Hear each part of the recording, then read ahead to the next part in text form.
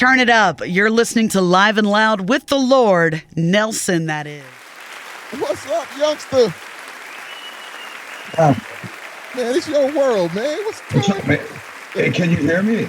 Yeah, I can hear you clearly. All right, kick ass, man. All right, let me make this bigger. Yeah, how you been, bro? Man, another day in the life of doing what I do. Yeah, another day is right, man. That's all we got. We got to enjoy every moment we can get. You know what I mean? 100%, man. So, go ahead, I'm sorry. Since we talked, I mean, it hasn't been, not even a year ago, right? Right now, it had been, no, definitely not a year ago. Because it's been that short of a period. It's gotten way crazier since then, you know? Unfortunately, to report. Well, look, man, I am very thankful to have you back again, my brother. And we're gonna do our thing. I was just gonna talk about the music a little bit first, and then we'll move into what you're here for. Music? What are you talking about? We're here for. We'll talk about the music a little bit, and then we'll roll into because I'm looking forward to hearing what you have to say, and honestly, I want you to really talk about it. I mean, even some stuff that I might not even think about. I mean, I want you to be free to talk about whatever it is that especially on these conspiracy theories, man. I'll just tell you this: like, there's so much I could talk for 5 hours nonstop. So, if you want, you could ask me. You could direct me in some area. You know what I mean? Well, literally, where do you begin? I mean, but unless I want to simplify it in one sentence of what everything's about, what all this is about. The certain ones that I've gone out there and looked at, we'll talk about those certain things. And of course, man, as I told you, man, we can always come back and do multiple parts or whatever. You're welcome to come back whenever you want to, and we can talk about whatever. It's all love. Yeah, no, I'm up for it. I mean, conversation is the greatest thing there is. Like, literally, my parents just came back from Greece, Right. And my dad was talking about how cool it is when you're there. Like, every town and every village has got a little thing called a platea, like a center where everybody sits and they have coffee or dessert, cafes. And that's really cool, man. I wish wouldn't it be cool on every block if they had something like that where you met all your neighbors? And I mean, it couldn't happen now. Everybody would kill each other now, I mean, they divided us, and there'll be like 20 million groups in one little area. It won't be even that many people. It's just everybody's divided into not more than two a group. Well, that's the real deal. And the one thing about Europe, man, when you do see those places where everybody can come together and have those cups of coffee or do whatever they do, those town centers or whatever like that. I always said, like, oh man, that's cool. That's real cool, indeed. Well, I've been to Europe, man, and besides France, where we kind of avoid it because the horror stories, if you're American, even back in the 80s when you were backpacking, all the backpackers who, if you're American, don't go to France, man. They're really? Or Paris, really, Paris. Like, they're mean, they're not friendly to Americans. That's known. But, and it's funny because the Canadians all had on their backpacks, because everybody had backpacks, you know what I mean? The Canadian flag. So you know why they did that? Because the Americans weren't really liked in Europe. So they wanted to make sure, hey, we're Canadian, man. We're not American, all right? All over here. Back then, some Americans would go there, not to take off on a tangent, but the loud Americans, you know what I mean? And, where, they're wearing the colorful things come up with boom boxes and Bermuda shorts and in Europe, all the Europeans going. And plus, the beaches are all topless there. They were. So American kids like us going there, the first couple of years, we were like, oh my God. I mean, we couldn't even believe it. Like, we were in a cafeteria and you turn around getting lunch and the girls all behind you waiting in line with their trays are all topless as well because they just got off the sand, Right. Nothing. That's what they knew, That's all they know. There wasn't anything strange to them. Well, yeah, after a couple summers, you could start talking normally to them, like I'm talking to her, you won't be looking at their breasts the whole time. But I mean, it was just crazy. I'm thinking back right now because I literally cleaned out my house while my parents were away. Well, it's my house now, but they're coming back to stay. They got a house in Greece, so they come back and forth. And I cleaned out rooms that haven't been touched in. You couldn't call it hoarding because it stopped like in the 90s, where anything like magazines, circus magazines, Rolling Stone, CDs, So Right. they never got more. But clearing that room, especially one of them that was my bedroom, man, the nostalgia was Took you back. insane. Yeah. I was finding things. I mean, people I didn't remember. A wedding invitation. I stood up at a wedding that if you asked me the day before I found the photos, I'd go, no, I never stood up at a wedding. I mean, literally. And then I find pictures of me walking down the aisle like I'm a groom, you know? I go, how the hell did I forget that? One thing I did realize, and I thought I'm a pretty good driver, right? Oh my God, have I gotten ticket after ticket of court dates, man. Traffic violations off the ass, man, all over the place. My brother, when we were looking through, he goes, man, this whole thing, because literally I shredded. You could go on my, I think, TikTok page of the Aftermath one or whatever, where I found 55 credit cards in that room. Really? Because I was getting them and I wasn't activating them after a while. And I ended up, because I had a shredder here, I shredded them, you know? So I made a video of the shredding of the 55 cards. But we got blue bins in Chicago, you know, the big blue recycle bins. Yeah. I really filled it up with shredded paper 2 times all the way to the top. Really? Yeah. It was, you know, from check stubs jobs I had to love letters, but I didn't throw away the love letters. You know? I read some of my love letters back, you know, then I had them in a manila envelope. This is like preteen and stuff. All I realized is, man, I wrote like I was insane. I didn't even write right. The letters were all crooked. I thought I had better penmanship than that and a little more. It was like, just like a caveman writing. Well, you listen, when you go back and look at all that stuff, you just know that you have lived. You still have so much more life to live, but you have really lived a life. When you yeah. And a music life, man. I was such a music fanatic that I remember, like, Van Halen was my favorite band in the 80s. Right. Was my favorite band in the 80s, right? So when they got real hot with 1984, the album, right? It was a struggle here. They were big all over the country, huge, right? The biggest band at that time. Yes. But for some reason in Chicago, I thought, especially one of my good friends, who's better, Rush or Van Halen? That war never stopped till this day. Right. You know? And for some reason, when they came around that time when I was in 81, Rush was on Moving Pictures. And they did 4 nights at the amphitheater. So Van Halen I knew ahead of time they had 3 nights scheduled and it was fair warning for Van Halen. 3 nights. It was the first time I seen him because I called California and I talked to their people. I was 11 years old. Right. I found out they knew me in their office. And so they go on sale, the tickets for the first night, July 10th, and it sells out. The second night goes on sale, and then it doesn't sell out right away. And I'm thinking, man, when are they going to put the third night on sale, man? And then we came, and they never put it on sale. And I go, oh my God, they only got 2 nights. Russia's got 4. I go, what the hell, man? How's that possible? I mean, and then the next year they come for Diver Now, and they play a smaller place called the UIC Pavilion that fit 9,000. Wow. One night. You know, I go, what the hell? Why so your friend was like, yeah, Rush is better. I was feeling like Van Halen was an underground band, and I was turning people on because I literally was. Right. Like, I literally would try to make you a Van Halen fan. It was crazy. So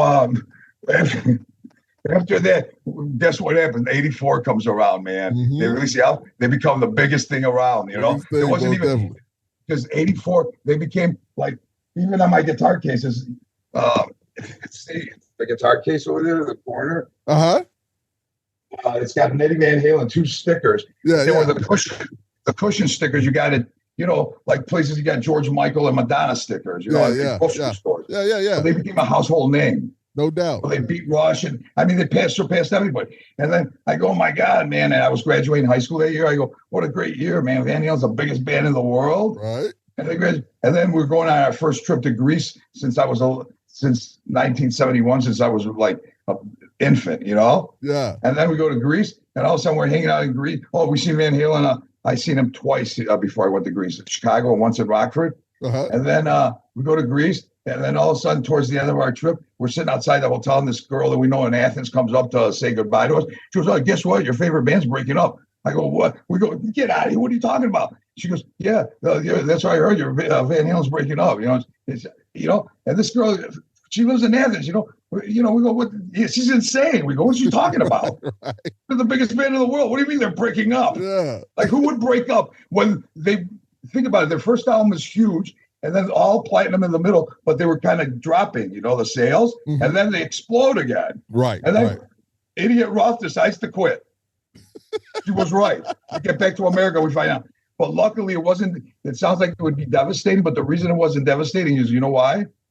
Because a little new thing popped up called thrash metal, and it was brand new. And right away, I mean, it was so brand new, it was almost like still didn't have the name thrash. Because, well, I guess when Kill 'Em All came on, well, really from Venom, Venom, and then, there was, wow, what a time it was, because we got picked up that Venom record at a record store, and I now seeing podcasts and tons of interviews. Everybody got scared when they looked at it, because in the back it said raping nuns and killing priests.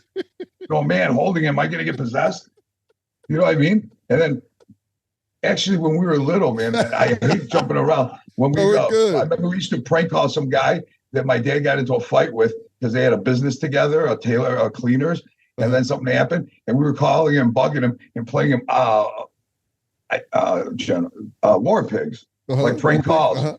Yeah, that or the soundtrack to Damien the Omen, man. That was fucking. You ever hear that? Because it's classical. I'm scared. Yeah, I mean, believe it or not, you see how important music is with that soundtrack. Because if you even play that right now in a room with no movie, you'll feel like it's the Omen. Like if you take all the music from the movie, just mute it. It doesn't feel as evil. It's not the same. Music makes everything. Music makes the movies. It really makes the music scene. Makes the world, man. Yes, music is the emotions it brings, the nostalgia, the excitement. And think about it. You could go crazy dancing, full on energy with music, right? Or you could sit back and cry to it. 100%. Because every range of emotion. And it's probably one of them, besides water and eating, the essentials to survive, to live. It's probably up there as the next best thing in life for pleasure. It should be one of the elements of the universe, actually. Well, I mean, what's better? Yeah, sex. But I mean, sex, come on, let's face it, depends what woman you're with. And, it could be terrible, the sex. But, I mean, if you're going to listen to a great song, it's always going to be great, That's right. Yeah, right? And then the going around back to music, who makes it? Musicians, right? Right. Who, to this day, you can pretty much say there hasn't been a musician ever. I mean, for real, that hasn't been ripped off blind from the music industry. Right. Because Michael Jackson fought to get $1 an album. Yeah, man. He fought to get that, and it was a victory. Yeah. And at that time, they were selling CDs for $17. Yeah. So who was getting the rest of the money? Right. I just watched something where Snoop Dogg was just telling somebody about that. They were like, he's like, yeah, Michael Jackson made some money, but he's like, you think about what he got off of that album compared to what the record label got off the album. Really? He was talking about it in a podcast? He was just talking about it. I can't remember who he was talking to. He was just telling somebody that. Yeah, he was just telling somebody that. He's right, man, because think about I remember how much of a struggle it was. You know what I mean? Mm-hmm. Think about it. Think about all the fights with labels, all the bands, Right. Like, it was going back to Van Halen on their third album, Women and Children First. Uh-huh. Like, I heard a Rockline interview back in the day, and Eddie and Al said they were still living at their parents' house, Right. And at that time, we were like little kids, literally, listening to it because, Rockline was on at night. And me and my brother go, what? Right. We thought maybe they wanted their parents there. They're both, how could that be? These guys are like, at that point, they were their third platinum album, man. Yes. First of all, Eddie Van Halen changed the world. He literally changed music till this day. Right. I mean, well, just tribute to him because he died. Rest in peace. Because he's like the Michael Jordan. What he did to basketball, Eddie Van Halen did to guitar. Because before that was Hendrix and then Eddie Van Halen. There's a million. Hendrix, and then there's Page, Plant, Clapton. Right. There's a zillion, but they're all blues based. They all had the same style. Right.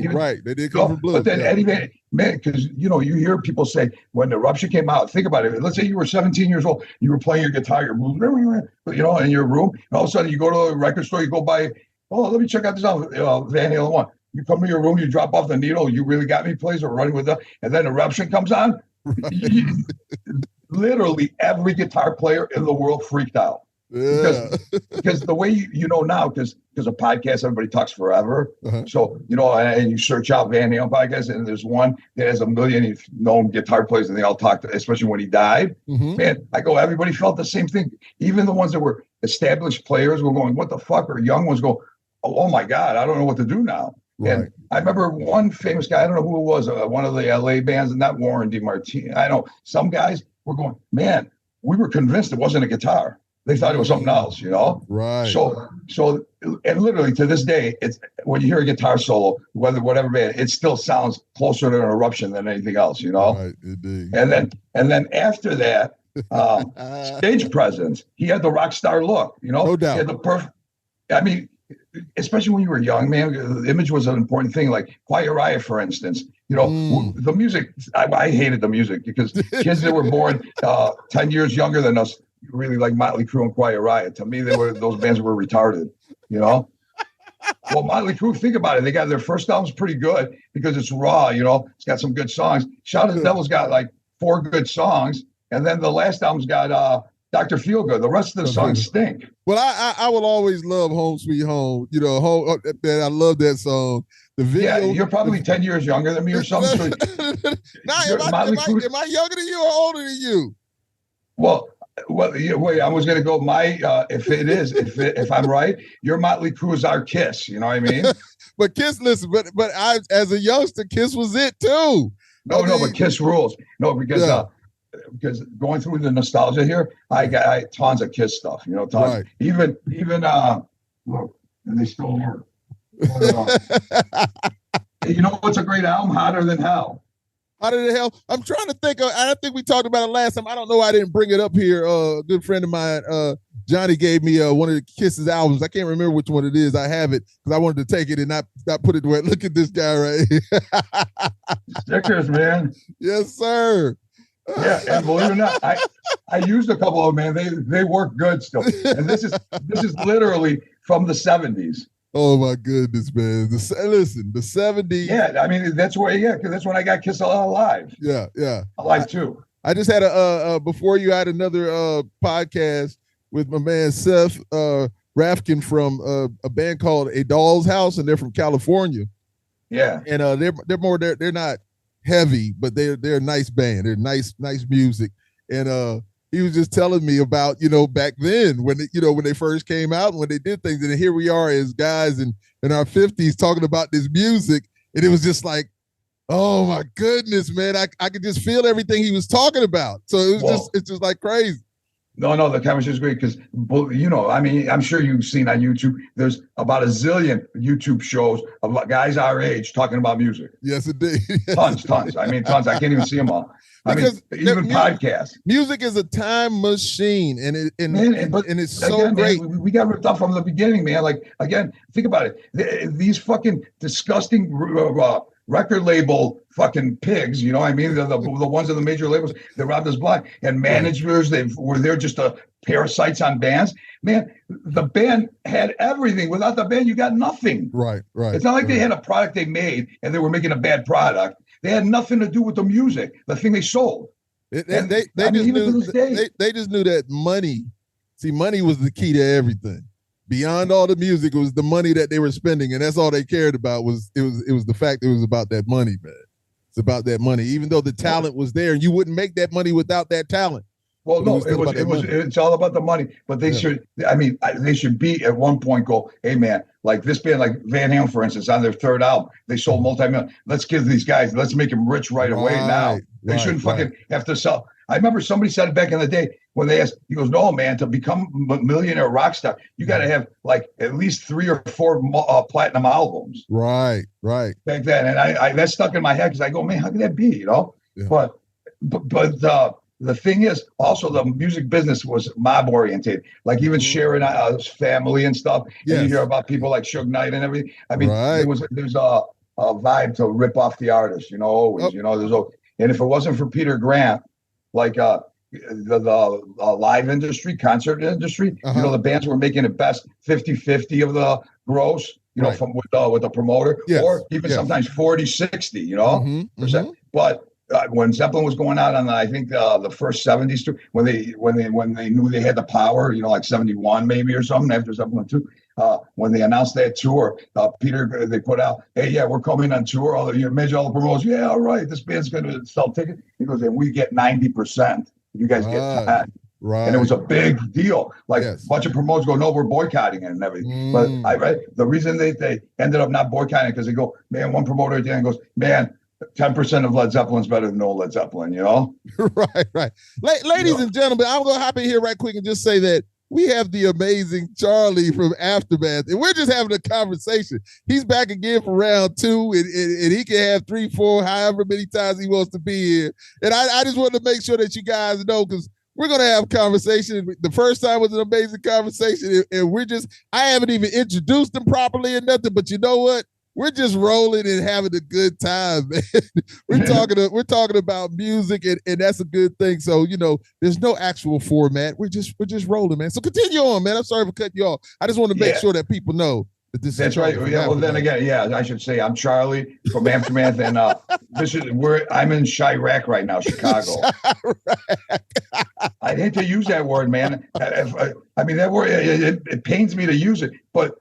You know how the cities have become, man. So is it that bad? So, I've only said, hey, I live in the South. We see these things. We hear the music, the drill music and stuff that they got going on and the way that they put it out there. Is it really that bad? Well, the South Side has been bad for a long time, right? But because right now you feel it in the air, like because there's been a lot of string of robberies, daytime and stuff like that. Oh, really? But for me, and honestly, man, I go to the South Side. I go everywhere at nighttime and everything. And then even my brother and stuff, like when friends find out where I go, they go, man, you're crazy, man. What are you insane? But even though like a couple of weeks ago I was going to the South Side, like where the Wild Wild West they call it, like by Inglewood and everything. Right. And some girl smashed into me, rear-ended me, right? Really?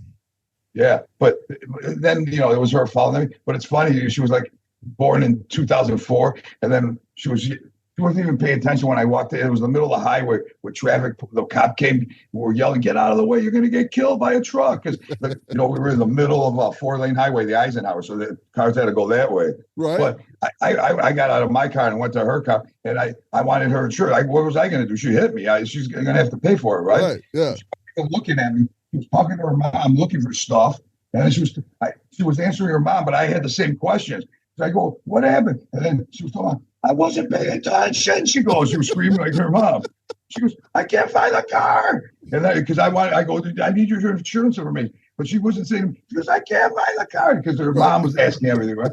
So eventually, anyways, long story short, it cost me not having my car for a month, because really body shop and everything, and then. It's people don't do their job properly because the body shop that I took it at, because she had State Farm, so they paid for it and everything, right? Right. But they were supposed to detail it and everything. And first of all the mats, they had the right side up, the mats, floor mats. But underneath, the underside, they must have flipped them one day, not to get them dirty on the right side. Got you. But all of them had fucking dry dirt on all 4 mats. Right. I'm thinking, what kind of detailing is that, man? And then a couple of nicks, a little scratch, just a bunch of little things, man. And the reason I think it's funny, they've literally texted me 4 or 5 times. No, 7. I counted it.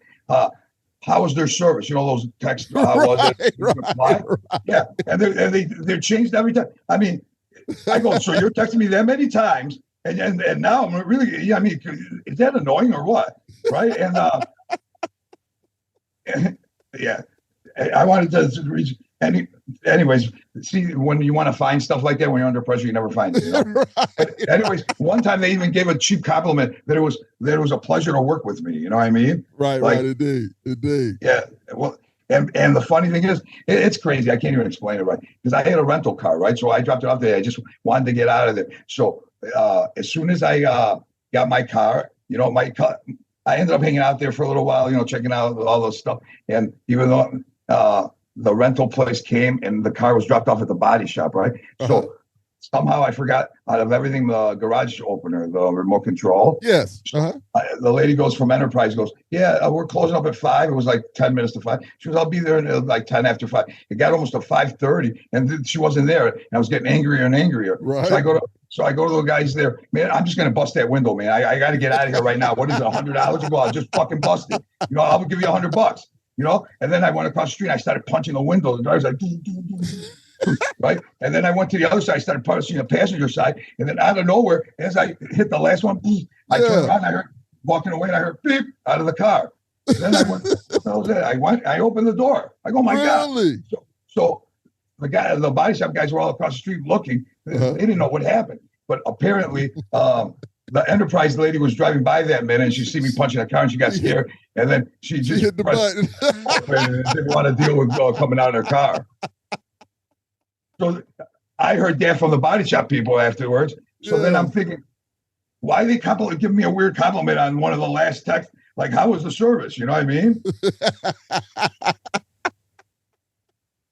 I wish I got. You know, they live off of that, man. They live off of that. They need to have that. No, I mean, I'm not going to waste time looking for it anymore because it was hilarious how they wrote it. And, you know, you're a great customer. I mean, it's not something stupid, you know. But my point is, again, they didn't do their job right, man, because one of my cousins works there, you know, and he's the one that recommended it. And then he goes, oh, man, they're going to detail. It's going to be great because you're my guy. And then you get it, and it's not what it is. I mean, what's the point? Why would you hide? They think I would never look under the mats. I would never turn them over. If you do something, you got to take pride in it, is what I'm saying, right? Things have changed so much, man, about, and people don't respect other people's time. Like, the lateness drives me nuts. I can't stand people that are late, you know? I stopped hanging out with a friend that was friends for 20 years because of his lateness. Well, his lateness cost me a lot of things. One time, man, I was going to see U2 at World Theater because Public Enemy was opening up, right? Right. Really, I miss Public Enemy, man. I mean, that was a big deal, man. I mean, and then that was towards the breaking the camel's back, the straw breaking the camel's back, you know? Yeah, you have to be respectful. Always late. And this crazy idiot, without GPS and nothing back in the day, it got to the point I just didn't stop hanging out. It got to the point like, hey, be here at 8. If he wasn't here, like right at 8, we would leave. Other people, you'd wait 10 minutes or whatever because he was notorious for that, right? And so many times, like 3 times, he found us one time at a church carnival down in the basement, like in a corner under some stairs, which how did he find? One time out in the like by Aurora called whatever there was a pig roast party in the middle of farms. There was a car. I seen some headlights coming. You know, people go, man, somebody's coming with headlights. You know, because the door was getting closer and closer. We go because he had a convertible IROC then. We go, as he got closer. We go, it's Mike. It's Mike. Mike put a tracker on you guys. Yeah, man, no, it was bizarre. I'm telling you, it was weird. It was weird, and then it was weird, man, because like those things, there was no way somebody would find you. I mean, how? He's working for the government, man. He's working as a CI. He's got some of that stuff from the movies, man. He put a track on you guys, man. And the funny thing is, I met him first day freshman year, you know, in gym class when you sit up above the balcony, you know, the seats above the basketball court or whatever. And then we're sitting there, it's benches, and like I'm sitting here, and I kept hearing behind, because, you know, it's the first day in high school, your first day in T, and behind, I heard him because he was like, he grew up in Venezuela, but he's Italian, Sicilian, you know, and he was blabbing or something. And then I guess it was a big fat kid, man, right behind him, right behind him. Goes, shut up, you little paisano, shut the fuck up. And he kept doing it. It was like for a half hour, shut up. But Mike would keep talking, and then he'd go, oh, shut the fuck up. And he was getting meaner. I'm going to fucking kick your ass, you little fucking idiot. And then I turn around, I go, man, shut up, you fat ass, man. You're way bigger, man. I'll meet you after school. I'm going to kick your ass. And then I met, you know, after school, me and Mike, you know, because I became friends with him then, you know, that day, obviously. We waited, and till this day, we talked about it recently. We never know what happened to that kid after that. Yeah, really. And I'm not saying I scared him off to school, but I guess he became such a non-issue. We don't have no memories after that. Right. Wow. But the funny thing is, he hates when I tell that story in front of girls and stuff. How'd you guys meet? I met him in high school. I saved him from this big fat kid. Why do you got to tell that story? He goes all the time.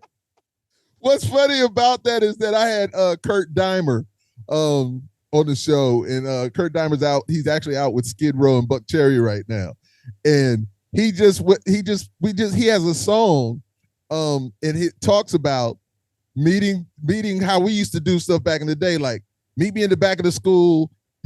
After everybody gets out of school, it was never that was a big thing, right. And so he talks about that. And I was just like, oh man, it just took me back. And I was just like, that's so real. And it's a great song. So you just reminded me of that. It was crazy. And there was a great movie filmed in Chicago that has that kind of thing. 3 O'Clock High or something like that. It's filmed in Lakeview High School. It's an amazing movie. Like and they filmed it so good that it's showing the clock, like good shots, like good artsy shots, right? And the clock's ticking down to after school. Yeah. Sometimes they're in the bathroom, and I guess they're pissing next to each other in stalls, and then the kid is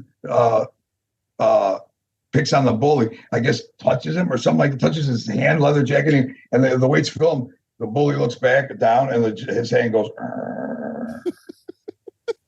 That's how it starts, The sounds, once again, what could you do without those sounds? Without the sounds, and the sonics and everything. Oh my goodness! No, you got to see this movie. It's a great movie. It's maybe 3 O'Clock High, but the actor that's in it, or they got Matthew Broderick, maybe. Remember back then in Chicago, we had all those movies like Ferris Bueller's Day Off. Of course. It was around that era. And when you said Aurora. And I thought about Wayne's World. Aurora. Yeah, I was just like, oh my God. Before Wayne's World, Aurora was thought of as like a real, ugly junk town. It had a real bad reputation. You know what I mean? Yeah, it was like the water was known to be poisonous and stuff. Oh, wow. Yeah, it was like, I remember, don't drink the water in Aurora. But then again, now when I say stuff like that, right when I start thinking of something, how the U.S. government, anybody out there that thinks the U.S. government is out to do any good, protect you or anything, is out of their fucking mind. They fucking hate you and they want you dead. Plain and simple. First of all, it was just uncovered, and I just had it. And you heard what happened with what they uncovered in Cleveland in the 50s and 60s, right? No. Hold on. Because I just look in St. Louis. In St. Louis in the mid-50s, and again a decade later, the Army sprayed zinc cadmium sulfite via motorized blowers on top Pruitt Eagle at schools from the backs of station wagons and via planes. Wow. Those destroyed your lungs, and they wanted to see, and they were doing it for a decade to see how your lungs get destroyed by everybody.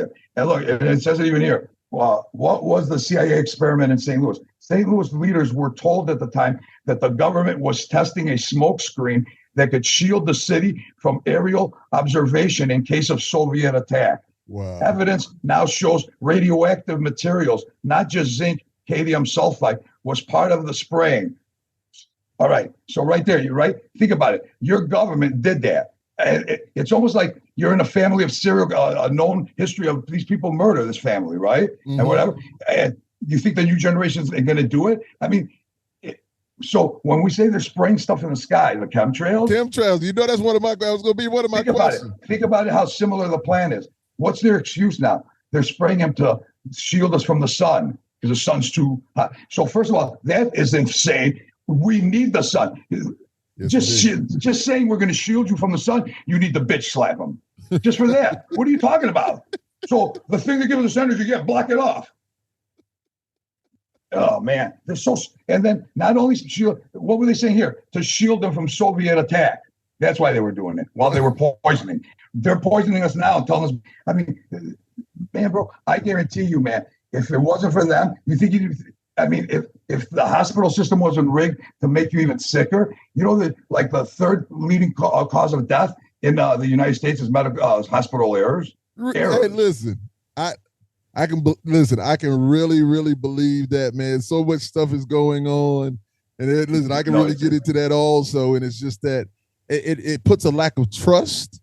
So many people don't have trust. You're right in the medical system, and it's just. Yeah, it's no. See, you got to understand what I'm saying right now. These are facts. this thing I was reading about St. Louis, that's regular Google. That was a regular thing. No, nothing. It's right when you say it. It's like those things you press. What's the color brown? They give you answers. Or who's Iron Man? You know what I mean? One of those things. Right. And then we know about the Tuskegee syphilis study for 40 years. First of all, I knew it was happening. And I remember when I found out, so it was happening for what, 10 years ago? No, it just ended about the syphilis thing 15 years ago or something like that. No, way before that. 40 years they were doing it for. Yeah. They started, but I thought they did it in the 60s and stopped in the early 70s. I didn't know they carried on for that long, for decades. Because if I'm not mistaken, the Tuskegee experiment. Yeah, the Tuskegee syphilis study. Yeah, that was way what back they were when. doing. They were giving syphilis to all, it was all black men, man.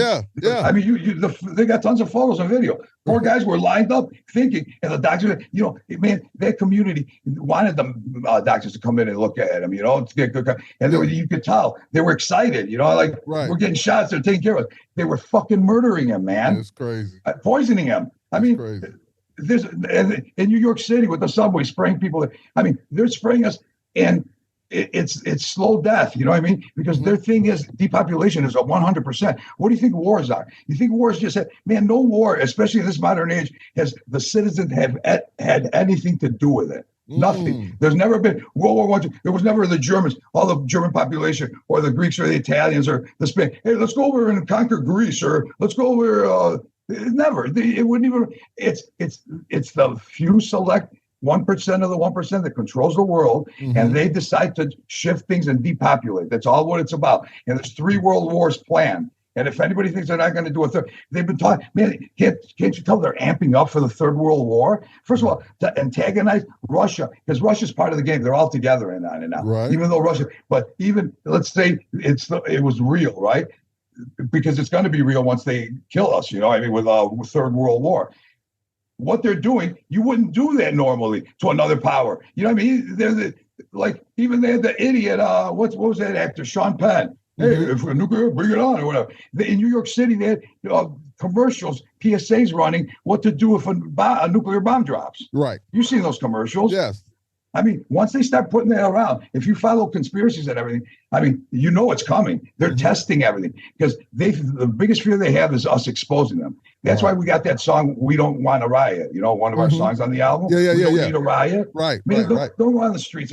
Man, 1 million people, if they know you're not really believing it, it's just that riot, that big protest, and then it's over on Monday, they're not going to do it. But once they feel that, hey, man, they're not going to buy this fucking. They're knowledgeable, And I see, because I knew right when they rolled out COVID, the first night they said in Chicago it's lockdown. Man, it was like UPS never closed, so I was at O'Hare. But I got back and I found out I was locked down.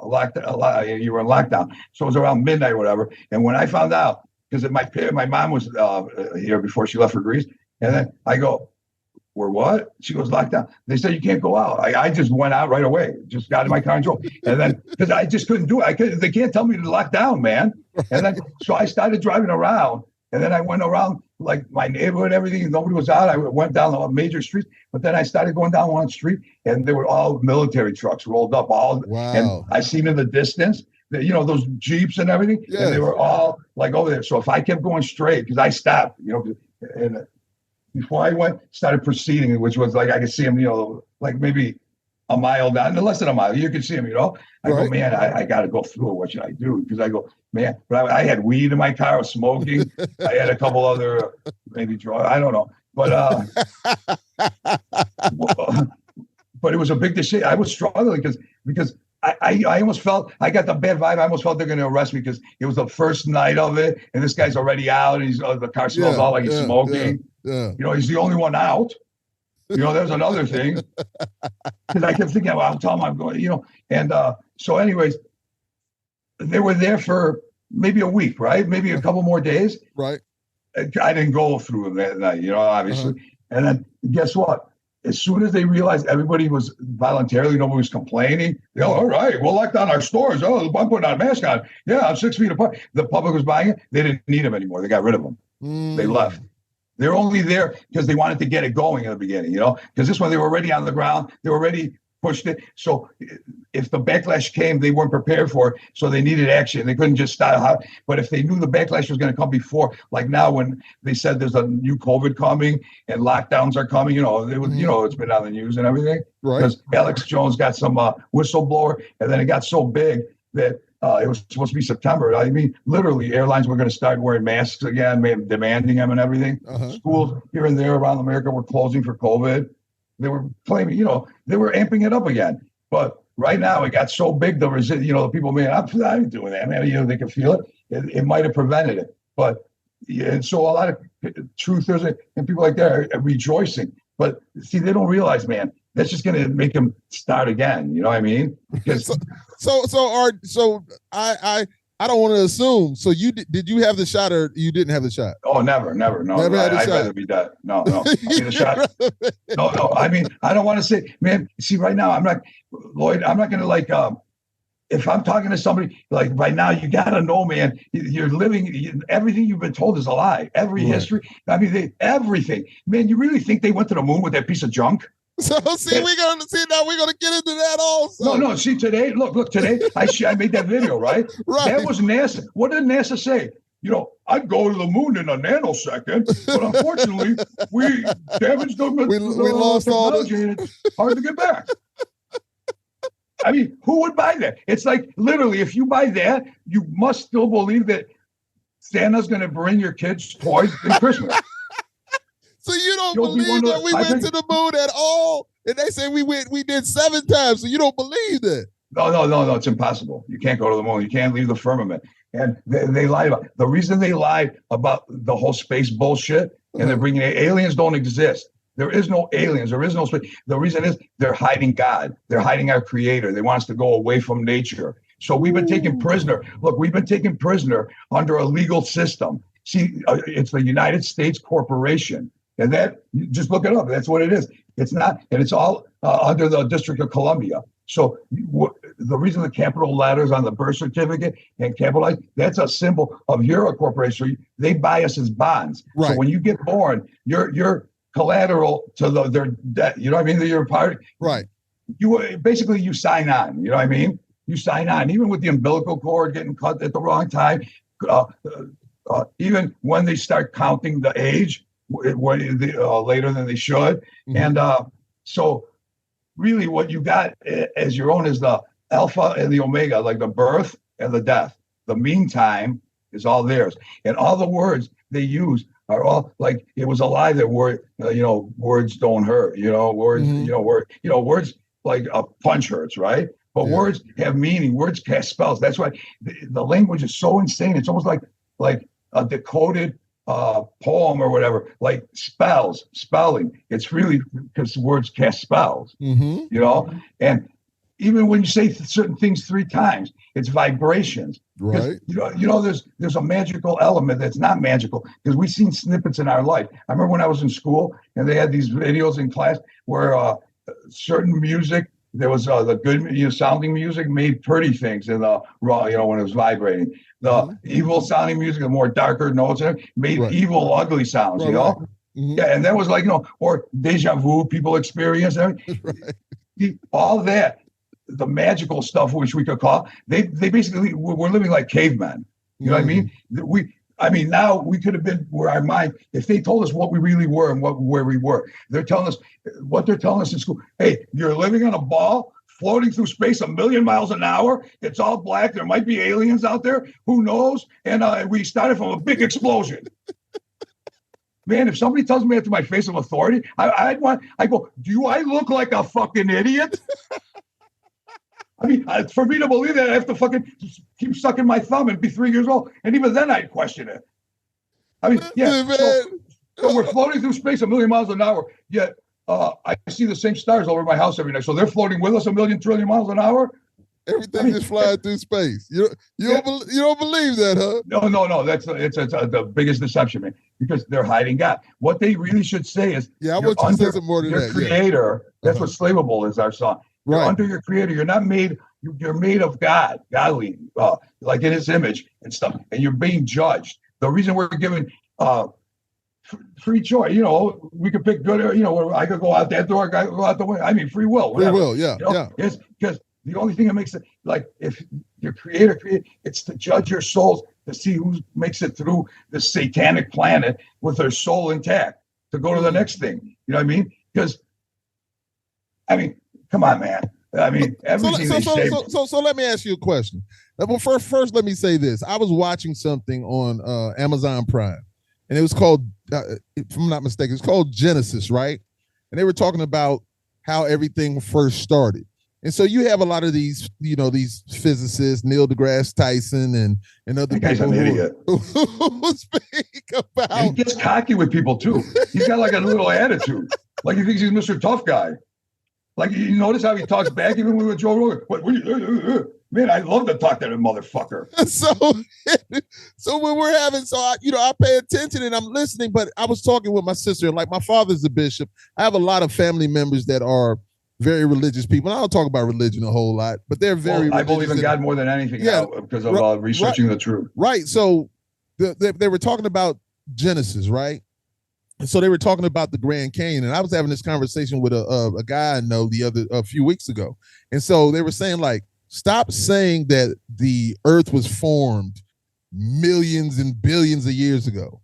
They were like, when you look at Genesis and then you go like in the Grand Canyon and you see the layers, and they were saying like, do you know what water can do to things like this? Do you know how fast mountains and everything come up?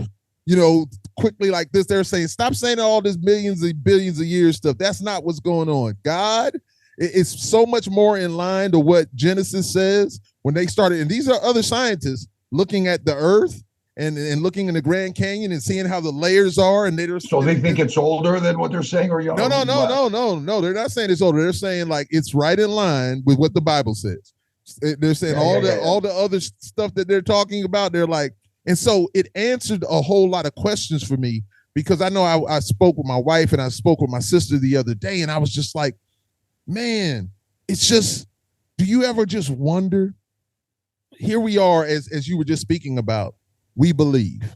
And if we were when we were growing up, our parents told us about God and Genesis was he always was, But then, we as human beings who we are, and then we just kind of start looking like, okay, the Big Bang, I don't know if I'm really with the Big Bang. I was that seems a little crazy to me. But, and which I've always thought that way.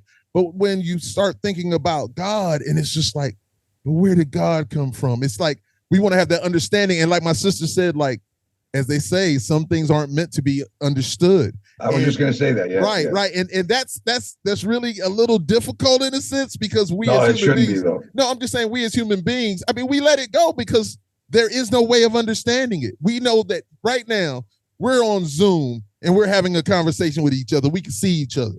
And it's amazing that these things go on. It's amazing when you look at vehicles out there or whatever. I always say that God, every 15, 20 years, God will give us something amazing that propels us further into what's going on.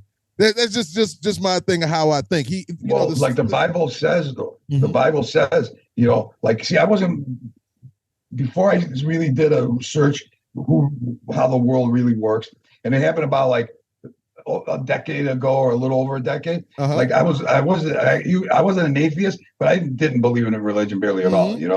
I mean, I didn't go to the church or nothing, or didn't even believe it. But right when I started researching what it is, I went to the real like books and stuff like truthers that were known, not truthers that are on YouTube or some kid, guys that were saying truth where it had to be a truther where he spoke, let's say in the 60s, and I found where I had like 4 or 5 decades to see what he was saying if it was true, and I found guys like that where you go, how the hell did he know all that? Right, literally, right. One guy said they will divide even the gay community in a million split, and I remember then I go, man, the gay community, how they can divide the gay community? You know what I mean? You've seen how they did it, right? LGBT, blah, blah, blah, right? Right, indeed, of course. Yeah, and he's actually on our album. There Is Something Wrong. You can hear his speech underneath the first song called Can You Feel It? He's sprinkled throughout the There Is Something Wrong album. And on this album, he's on the Straw Man in the House of Cards. Okay, yeah. Okay. Yeah. And that guy is, he actually paid with his own money to make vinyl back then in the 40s or 50s, you know what I mean? to put it out because nobody would put it out for him. You know what I mean? On his own podcast, because he was some guy that was involved in Hollywood as an announcer or some kind of he was always show business, right? But then he knew the truth and he had to put it out to humanity. So let me go back to this though. When and we can go everywhere. I don't mind bouncing around everywhere because I'm loving this. To be honest with you, I'm loving it. So when we're talking about going back the moon, let's go back to the moon, right? We're looking at the Earth here, and then we see the moon, and then there's people that think that flat earthers. Let me say flat earthers. Well, let me ask you that. How do you feel about the Earth? Is the Earth round to you, or is it flat? Well, listen, man. See, the thing is, I don't know how to put it. For me to believe that the Earth is not round, man. For me to believe something, to say something like that, I'm 100% on it. I would bet my life. But see, there's stuff I can't even make another person believe it because I just can't get in their head like that. You know what I mean? But put it this way: I worked catering, and at the museum, I had access to get close to the thing that went on the moon, right? Mm-hmm. That's one thing. And that's after I knew they never went, right? That thing couldn't make it anywhere, nowhere. That thing could, trust me, go around. I know one guy, my brother told me not that long ago, that was totally, believed everything, right? And he goes, tell your brother, maybe he's right, man. I seen that thing up close, man. They couldn't have gone anywhere with that. Some guy that didn't believe anything. He probably thought, a guy that probably believed 9/11 while Bin Laden did it. Right, so we're gonna get it all that. Yeah, so anyways, so that's one thing, right? Right. About the moon. All right. There's a million things you could tell. Underwater bubbles, a million strings holding them up. That's a million things. I lost my train of thought. I had them all lined up, but basically, there's no way they went to the moon. And and also the people that came up with gravity. There's no such thing as gravity. It's density. What's heavy is fall. You see all the stuff they're telling you, just like they're lying about the COVID books. They're telling you this, just like they're lying to you when you see there's more than two genders. Just like they're telling you right now to really believe that a man can be a woman. You know what I mean? That's what they're telling you. I mean, it's almost, you should be insulted because everything they pull off, they're telling you what you see is not right. You think we live on a ball? Then show me pictures of fucking the Australians upside down. You know what I mean? And then you find out, look, so it was one after the other. You find out, hey, but they got the blue marble. What do you mean? We know it's round. And then do a little research. The blue marble, there's a great guy on YouTube, just like the idiot today saying we go to the moon, but we lost the technology. There's another idiot from NASA in his drawing board. He's going, his feet crossed. He goes, well, a little times I like to paint a little more clouds sometimes, a little more this country. I change it up every little. The guy that draws the blue marble. Well, I'll say this. I believe the Earth is round, and I'll say this is why. No, there's no pay, but they didn't take no pay. And whether it's Einstein or all the people that made the claims of all these discoveries, all of them, they trace the same bloodlines. They're the same bloodline. No, I understand that. I'm just saying, every time that I look up in the sky and I see the moon and I see the sun, as we were saying about our eye test and the things that we do, I see these spherical, these round object. So in my mind, I'm thinking that this is, I haven't been there on the moon to look back. Well, I have been to the moon. All you can do is to look back. Good. All you could do, like if you go on a tall building like Sears Tower, there's no curve anywhere. Anywhere, all sides. So that's one thing. If you go on any flight, whether you're going east or west, and long flights, there's never a curve. It's always straight. Always. I mean, it's never once a curve. And some plane windows, a lot of them have curved-looking windows. You know what I mean? Those side windows, not on purpose, but they're plastic. You know what I mean? Right. See, you're just saying so much stuff that just, and I guess this is another reason that I wanted you to come back to have this conversation. Well, we can talk about music forever. And listen, of course, you're one of the great artists out there, ladies and gentlemen. Charlie is the lead singer at Aftermath, and he is an amazing musician, and their latest album is an amazing album. I was going to say some things about that, but we rolled into this. No time to waste. No, it's just lovely, man. And I'm not bugging on anything, but my sensibilities and listening to what you're saying, I think it's a good platform, a good format, a good thing for people to just kind of pay attention, because a lot of us, we have been told things. You said it earlier.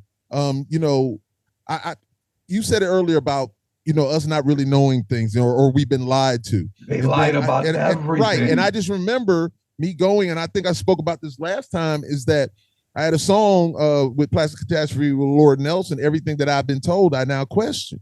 Others' truths I bought and sold as life lessons.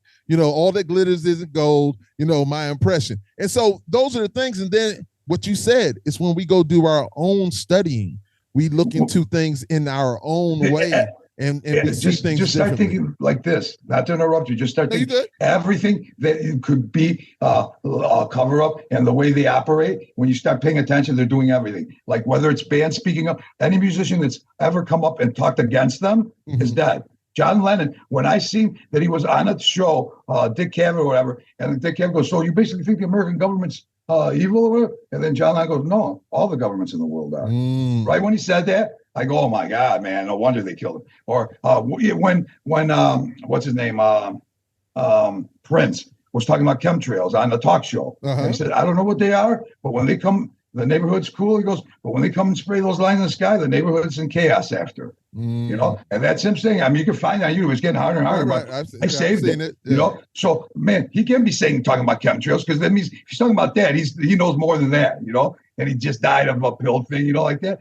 And Michael Jackson, whatever he is, I know I heard conversations where he's talking to somebody on the phone. It was taped. He was going, they're going to kill me. He goes, Tony Mottola, Columbia Records, the corporations, the government, and stuff like that. He was talking about the 1% coming to kill him, and he wasn't playing game with them anymore, So they destroyed his reputation because he wasn't a child molester. Right. And they killed him. What I mean? They had to get him out of the way. Bob Marley, fucking totally anti-government. They got rid of him. Right now, anybody that's really been a true, like a real rebel in music is gone. Or politicians, what I mean? Because Kennedy was out to do good, they really. Right. Or I'm just trying to think. Or right now, currently, what's happening? Like I noticed, like Joe Rogan, when he's not a truther, he's not a flat earther or nothing like that. But when he started going against the rhetoric or whatever, when about the horse medicine, whatever, then he told people that works and it's a legitimate medicine, and they all systematically, every major network and site were starting to attack him, but they couldn't take him down because he was so popular. And they couldn't find any dirt on him because he's been married. I guess he's never cheated on his wife. He never was a drug addict. Like I just found out on this podcast yesterday, he first joined, he smoked when he was 30.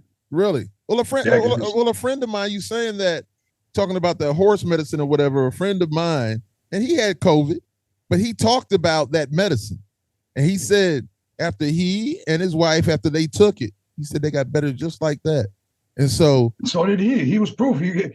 Man, just like that. And they attacked him like they didn't want to hear about it. Like they call because you were going against it because they needed to poison you. Greed, no, man, first of all, look what they told you to do, man.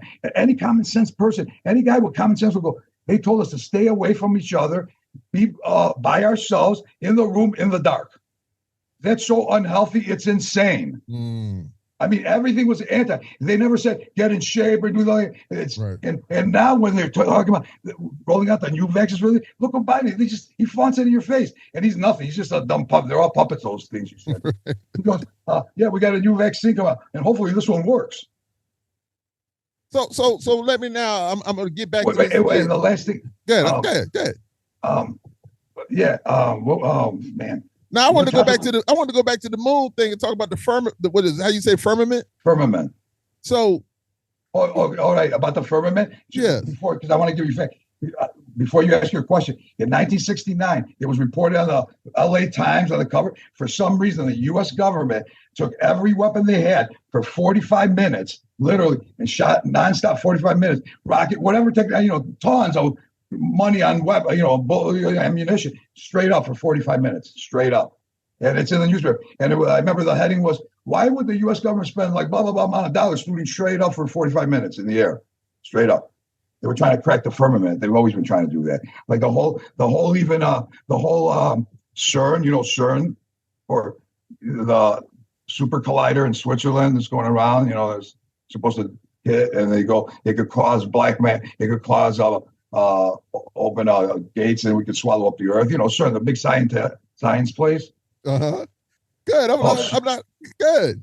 Yeah. Well, CERN is, scientists and everything. First of all, they played around with a mock sacrifice on their grounds a few years ago with a video. Like somebody said they sacrificed a girl out on the ground. The big sculpture outside of their headquarters is Shiva, the devil goddess, Indian devil goddess. And the super collider, what they're saying, even their science said the God particle, they want to open up a portal. The portal let in the fallen angels. You know what I mean? It's almost like the biblical things. The Bible was pretty accurate. I don't know how to read the Bible, but I know people there's videos where they're saying what's happening now, and they're saying how they say it's happening in the Bible. They're pretty match on right now in times, even with some river right now that's turning a different color. You know what I mean? All that is real accurate. So we're heading to the way, like you said earlier, the way the Bible's written, like the truth in it, Yeah. And man, see, the thing is, man, it's simple what they want. They want the one world government, or the global warming, everything. Now the 15-minute cities, right? You heard about that, right? 2030. 15-minute cities. They want everybody to gather in the cities to be 15 minutes apart from everything, so you won't have to drive anywhere. Oh yes, I have heard of. Yes, indeed. Yeah, yes, and there's cities that are like walls, miles and miles long. Right. Where I got the video of it. Yeah. Where everybody lives inside and nobody could go outside because you're not going to be permitted to go out. Because see how they reversed it to the human beings? They go, you ruined fucking nature and wilderness and everything. So you can't just go out there anymore. You got to live in this area, and that's it. That's what it's about. Because you can't drive it. The woods are going to be around and all that stuff, but you can't just go to it. You know what I mean? And this is their plans. This is all their sustainable development. They got a whole list of how the population needs to be at 500 million. Right. The list is there. If you go to their UN website, Sustainable Development 2030, Agenda 2030, everything I'm saying is right there. So how do you feel about them? Everybody trying to go to like electric cars and everything.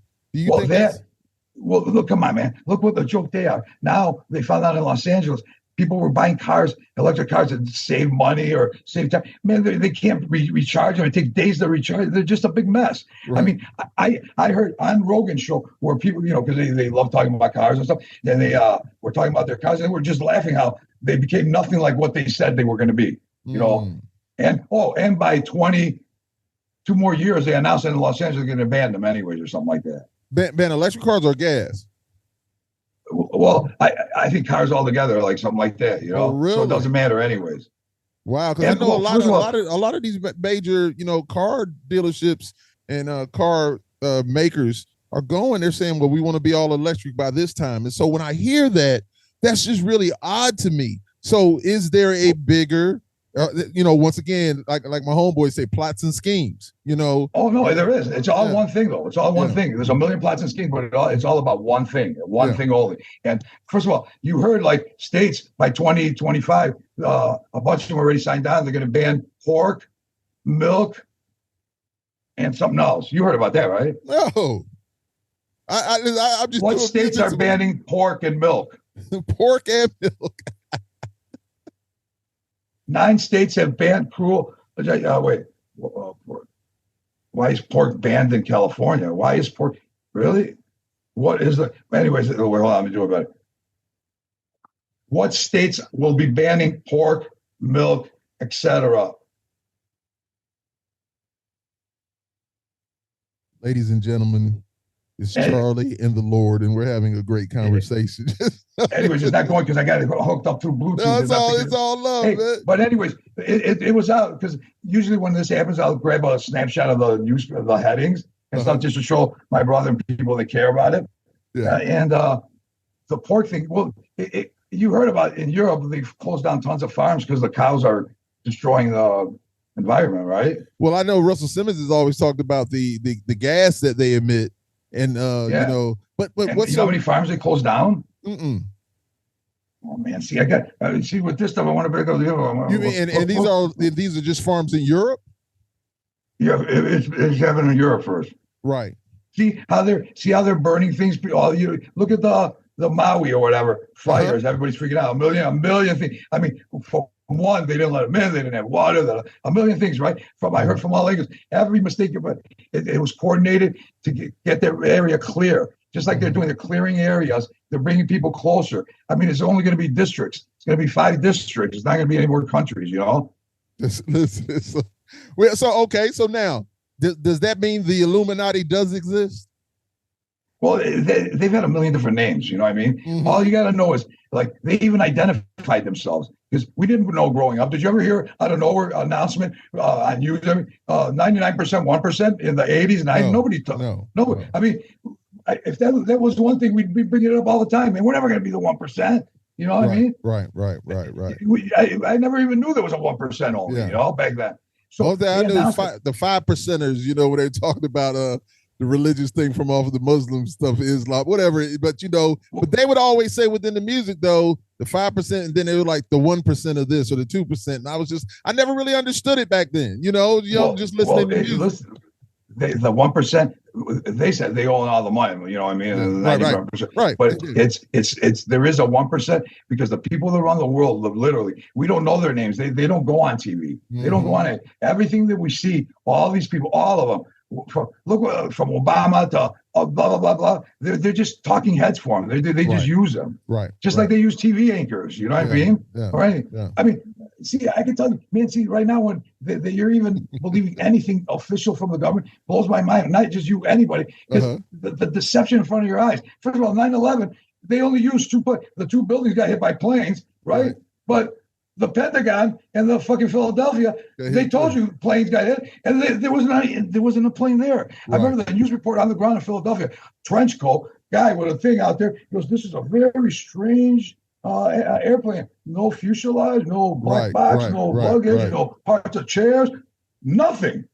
Because yesterday something happened, and I was watching something on BitChute, and they go, "Oh, they're doing the 9/11 where they didn't even use a plane." Where they said a plane hit. I don't know what it was about, but I didn't look at it. But it just reminded me of that. And then Pentagon, you know, there were no plane parts anywhere. And first of all the cameras were turned off. You know, the whole thing, to fly something like that would have to take a million. And even the debris, how the building fell down, they cleared that out in an instant, because they didn't want to. Why do you think they cleared it out that quick, where there was nothing? Like those buildings falling, there should have been debris everywhere. It was just dust. Because they know there were years in advance of stuff that we don't know, like the computers and everything. I believe that. We got them now, but they've been using shit like that way before they unleash them on us. You know what I mean? They didn't want to get any evidence of the chemicals they use, because it was all wired. And then the first day, and I seen somebody released it recently, but it's gone again. Because when it happened, we were playing at the Metro, Stripping a Pistol with my one band, opening up for Soil. And it was 9/11, where their album was coming out on J Records, Clive Davis's label. Yes. My brother was managing them. And so right in the morning, somebody called up, like, "Look, turn on the TV, see what's happening." So right away, we were glued to the TV, because we wanted to know what's going to happen with the concert and everything. Yeah. And if you remember, maybe you forgot or whatever, the first report, everybody in the street was going, from firefighters. Yeah, I heard boom, boom, boom, boom, boom, boom. All of them saying that. Yeah. I mean, nonstop. The next day, because we remember back then, whatever the boom, boom, booms. You know, nobody's saying that.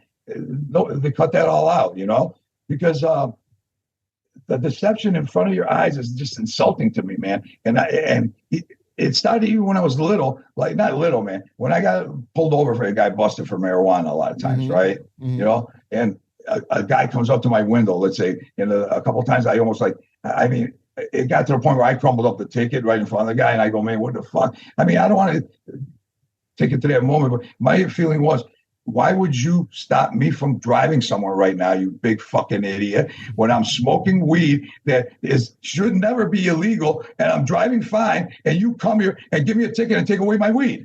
I mean, because it's almost like taking away you're eating a tomato and they took away your tomato. Because it's a natural product. You know what I mean? You can't justify the fact where they got legal liquor and marijuana. See, and then marijuana, look what it's done for the humanity. It makes clothes, medicine. There's a million things that it's almost like, you know how all the, what they're called, holistic doctors? Right. You know, how they crush them and everything. That's what pot kind of is like. It's a holistic plan. So they crushed it. And now that they're putting it out with legally and stuff, I don't trust it, because they're even people that smoke, it's who knows what they're putting in it, man. And holistic doctors. Right. 300. Go look up 300 holistic doctors have died in the past like 5 years or whatever, and they put their names. There's a video, and they flash every picture, their name, where they work, their office, and everything. And now, literally 300. The video says 300 holistic doctors died in the past, and all bizarre accidents. Kind of like the what do they call the Clinton death count or whatever, like how they have weird things that don't make sense, like a suicide and they're shot in the back of the head or something. Right. Because holistic doctors are the enemy. See, it's all such an important role, all these factions, to get to the one world order. All these things got to fall together perfectly. So you think that's right what now, it's about one world order? Mm-hmm. Yeah, globalism, one world order. They say it, man. Like even Alex Jones said one time, he goes, man, I'm not brilliant. He goes, all I do is report what they say to you. Right. I just like when he said gay frogs. When he said gay frogs, and they were, what an idiot! He said they're turning the frogs gay. Yeah, they are. There's literally a video. The scientists, of government scientists, say, "Well, we're changing their genetics, and we're doing, and all in a lab, turning frogs gay." You know what I mean? So it's like we're at the point right now where they're throwing out everything. They're like, they know that society is so stupid and so brainwashed that they could tell them there's more than two genders. You think you could go around back in the 50s or whatever, or the 70s, to tell grown men, hey man, there's more than male and female? You know what he tell you? Well, show me the third one or I'll fucking beat the hell out of you. Are we talking fantasy? You know what I mean? Just like I was in a parking lot now, my friends, they had their young kids, right? And the kids seem like they control the house. Just like, Al Bundy, you guys got to have their little man cave, right. And he pays for it. And he comes home and he's scared to walk around. Oh my, the wife will find out. They made men like pussies, man. And then all of a sudden, man cave, right? Yeah. Yeah. So what was my point about that? It was a real good one. Damn it. But, where was I going with that? I want to finish that. Come on, Lloyd, we got to do it. We got to complete it. You were talking about the gay frogs. Well, after the gay frog, but basically, right now, so the kids were controlling the dads. Right. They were going, and I knew they were even at the house where kids were watching what they wanted, because in a family room where there were adults around, right? Yeah. I go, and we were at the carnival, like it was a big outdoor carnival. And I go to all those days. I go, you know what I like to do right now, man? I'd love to snap my finger and have all your kids right now, same spot, but replace you in the 70s with 70s fathers. What would happen? And even all the guys said, the dads there go, whoa, they probably kill the kids. That's what I mean? Hey, listen, that's one thing I'm going to be honest with you. I've always told people, and my wife and I'm from South Carolina, she's from Mississippi, and we kind of have different ideas about, when it comes to children or whatever like that. Discipline. But and not that she hadn't been difficult also, but the thing is that I know how I came up, and I know one thing, and my real good friend Greg and I, we talk about this all the time. Children have got to know their place, and we as parents, we as parents need to make sure that they know their place. And don't all that disrespectful, all that talking and all that, man, easy with that. And I told my children, I said, now, I'm not going to whip your asses like my dad whipped my ass. I said, my dad used to whip my ass, and I said, it bordered on abuse. And I said, I'm not going to lie to you. I said, if you had to lay across that bed and pull your damn pants down and your underwear, and I don't mind saying it now, but it taught me something. Well, we had a 6th grade teacher that did that to kids. Yeah, so it taught me something. So lay across your bed, and as my dad would say, go get that leather belt that I bought you so I can whip your ass. And so you just laid there and you look back. Your ass is grass. And my ass was definitely woo-wee. But it made me understand, and I'm not saying that he was being violent to me or whatever like that, but back in that time, because that's how he was raised. That's what his father did to them. And so, so these children now, and I'm not saying that you got to go out there and whip their ass like that or whatever, but my children always knew. I said, hey, listen, you've got to respect your mother and I. You've got to respect us. And I said, all this back talk or whatever like that, I said, but I'm going to say this to you. I'll allow you to speak in a certain sense. I'll allow you to speak. I said, because I remember me coming up, I couldn't do whatever. I said, but what you're going to do first is let me speak to you and let me say what I have to say. And then I said, I'll allow you to speak to me if you have something to say. That was just the little change that I made. I said, I'm not just going to, haul her off and just start throwing people everywhere. I'm not going to do that. I said, but one thing you're going to do is you're going to be respectful of me. You're going to be respectful of your elders. And still to this day. How old are your kids? My oldest daughter's 38 and my twins are 31. But no matter where they are, if they meet you, they're going to be respectful. They better be respectful. And I know they're grown, but that is what we demanded from our kids. We demanded that they were going to be respectful. Yeah, indeed. No, because they started dismantling the family. Because again, to get the new world order, to get this idiotic society we're at now, they had to dismantle everything that's good, inversion of everything that's good. Literally, everything that's natural and good, invert it. So anything that's godly, destroy it, turn it upside down. So they started taking the dads away from the family, from like the white dads. They made them all like pussies, like scared of everything, right? And in movies, TV shows, and brainwashing, and all the black dads, they put them in jail. You know what I mean? And destroy the family. And then they wouldn't give them money. They put the families on welfare, and if there was a dad present, they wouldn't get the money. Get it right. Yeah. So they put them on government cheese, so they could control them. It's crazy. I'm sorry for cutting you off. It's crazy to me because I just, you want to believe. You want to believe in as my boy Relentless and Hellbeast say, you just want better human beings. I say it all the time. No, but they're not human beings, man. They're not. This 1%, they're not human beings. They don't care. No, they literally. What do you think they do with children, man? First of all, it's evident, man. I mean, Biden can't keep his hands off of children in camera. I mean, think about what's adrenochrome. Adrenochrome, and they brag about it, man. Or spirit cookie. Adrenochrome is the blood that. Especially when the children are terrified and they drink the adrenochrome, they think it makes them beautiful. It's a drug to them. They need it. They use it in every ritual, and prove they use it. They have a human ritual. When Bohemian Grove opens up its ceremony out in the woods every year, and all the elite men of the world meet there. How do they meet? They meet. There's a gigantic effigy of Horus on stage in the woods, right? And they're all in black gowns, and like that around, and opening up with a ceremony called the cremation of care, because they have the world's burden on their shoulders. So they're sacrificing somebody to a Horus. So, all right, let's leave conspiracies out of it. Well, how do you like the people that run the world secretly? Well, it was exposed, but for years it was secret. Open up. Is that pretty cool? What if I told you me and my friends are going to meet in my backyard, and I got this little effigy of the satanic Egyptian god, and we're going to fucking just wear some hoods tonight and just pray to him? What would you think of me? Right. Would you go, oh, that's a good guy, man. I'm going to bring him over to my house next time. Literally, that's what and tell me show me one time a politician has ever done anything good for humanity. Nothing. Another thing, for 100 years since this medical establishment took over the system they're in now, the pills and cutting and surgery and stuff, not curing, not cures. No, they've never come up with one cure.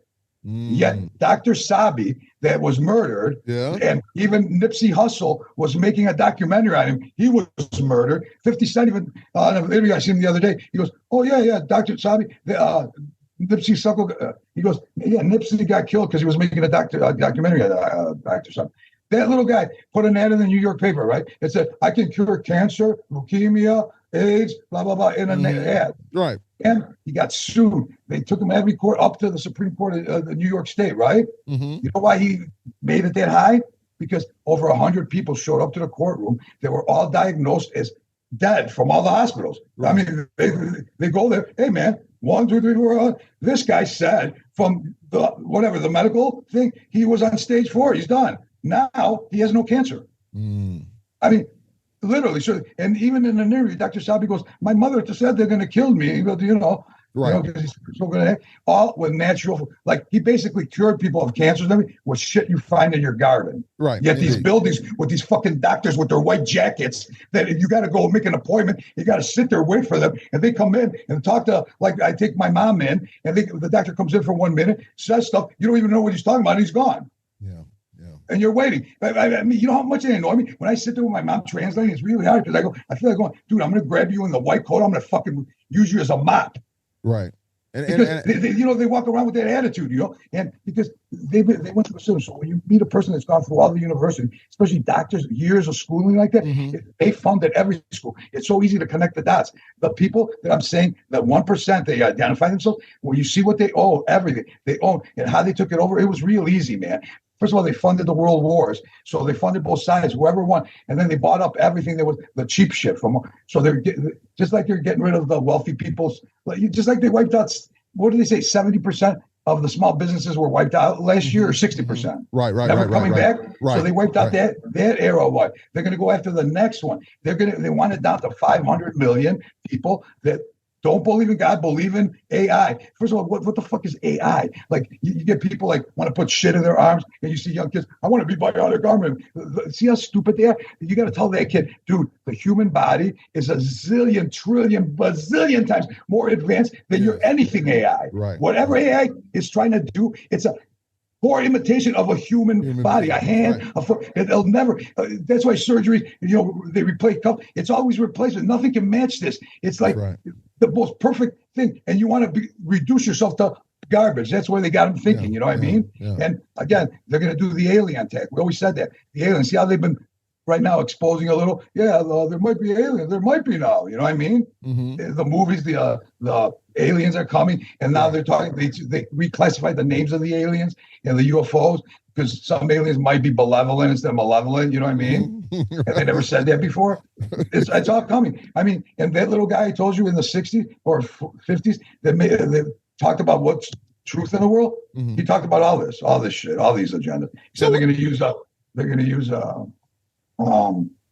the virus thing. And by the way, the COVID thing, think about it. I never stopped working. UPS never closed down as O'Hare Airport. So we worked. I never once wore a mask. You know what I mean? Right. And, and it was just, anyways, whatever. I mean, I'm done with it. You know what I mean? Because it just cracks me up that everybody's not realizing how, I mean, it's almost like the worst liar in the world's getting away with tricking everybody.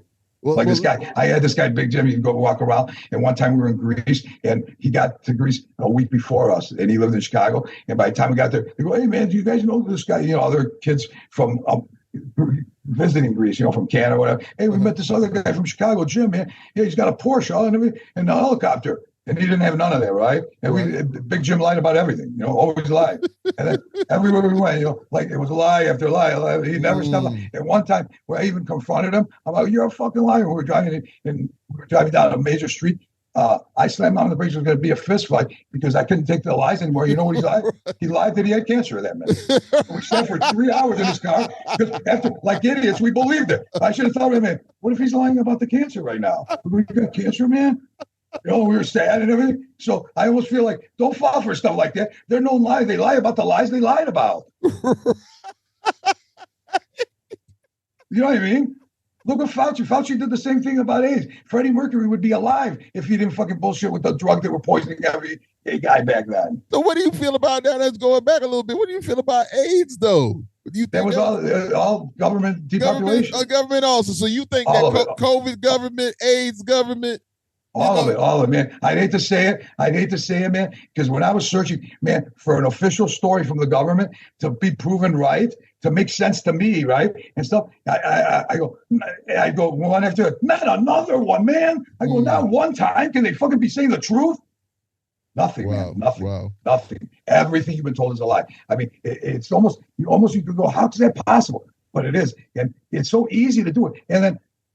Like, man, come on, man. They got people thinking there's more than three genders, right? Would you ever think that before? When COVID came out, they had people spraying cars. They got people wearing masks in a car by themselves. I mean, they made human beings be the dumb. I mean, basically, it's what was that movie? Idiocracy. That's what it is. It's like the dumbest of dumb out there, man. No common sense, man. I mean, not everybody, but there's not enough they have common sense to correct this. But then again, I start thinking, hey, man, maybe it's meant to be like this, right? There's a God. Make your choice, man. Are you gonna be fucking a satanic ass worshiping freak, and your soul is gonna be all full of darkness and evil, Or are you going to be a good person? And what feels better, anyways? I mean, does lying feel good? Lying is a confusing ball of mess. I can't keep track of what really happened. Imagine making up lies. Right. I'd get caught in a second. I mean, I would never. I might have to write them down. Well, I lied to him. I mean, it's impossible. Or being late. Like I was telling some people that waiting for a drug deal the other night. It was just weed and stuff, right? And when I heard, they go, the guy's coming. I go, wait, what did you say?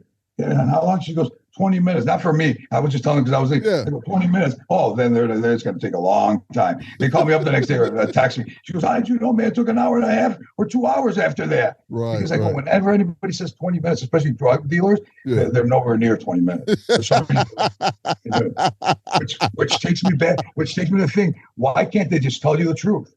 Right, that's real. I feel pressure. If I was telling somebody I'm close and I say 20 minutes, it stresses me out. I'd rather go, hey, man, I'm real far away. Man, it's going to take me a while. I'm with you on that one. There's no dig. On everything, man. Honesty is the best policy for everything. Yeah, and complication is satanic because that's why the contracts were long, so they could confuse you.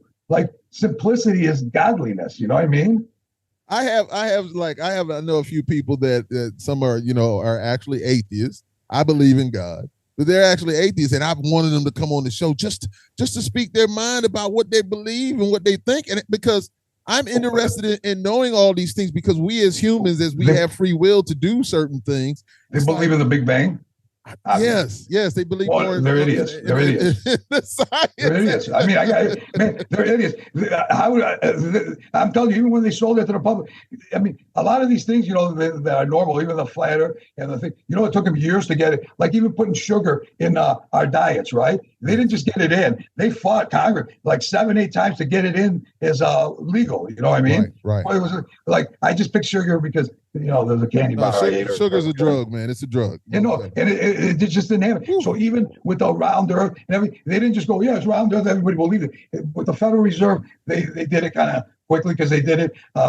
It was in November. They went down to Jekyll Island. They called the No Name Club, and the 5 people that the banks. What's their names? The last names, whatever. Or the big names. Like the people that started the Federal Reserve. Chase Manhattans. Right. Not the Rothschilds. The Rothschilds. Well, I don't know if it was the Rothschilds, but all the names I know now. Like the Bitzelberger or Bitch or something like that. I can't think of what that one name is. Where those guys, back in the day, they called it the No Name Club because the newspaper said the no name. Because anywhere rich people like that went anywhere, they'd have to sign in or something. And they only gave their first names when they signed in, so they won't know who they were. And there was a picture on the cover of a New York paper where they were exposing the guy. The reporter goes, "They're going down to." You said Jekyll Island, Georgia, wherever it is. Yeah. So it's for hunting because they brought guns. They said were going for hunting. He goes, but yet the guns they brought weren't the guns they used to hunt whatever they were hunting. They were the wrong guns. So it was a title. The No Name Club gets wrong pistol. I don't know, something like that. Heading, Right. And so they went down there to sign the agreement, draw up the papers. Why they went down to Jekyll Island, I'll tell you in a minute. So this is the Federal Reserve. They became the middleman. Without this being in place, they could never get to one world government because they print the money. So they took the power to print the money. Before that, there were never inflation and all that. Before that, there was no income tax. There was no such thing. Right. They fought income tax to people back then. To this day, a lot of people say it's illegal. You know what I mean? Yeah. So anyways, so they went to Jekyll Island, these guys, right? In November, when they knew most of the people that voted for the bill to pass were on vacation and only their people, enough of them stayed behind. Now they own it all, but enough stay behind to pass it, right? And they drew up so crazy where they didn't even, they even if they trim down, we'll pass it, but we'll get rid of this. They put enough cushion so they could get what they want by putting so much, like owning it right away, controlling it, right? Which could happen. Right. You know why they went to Jekyll Island?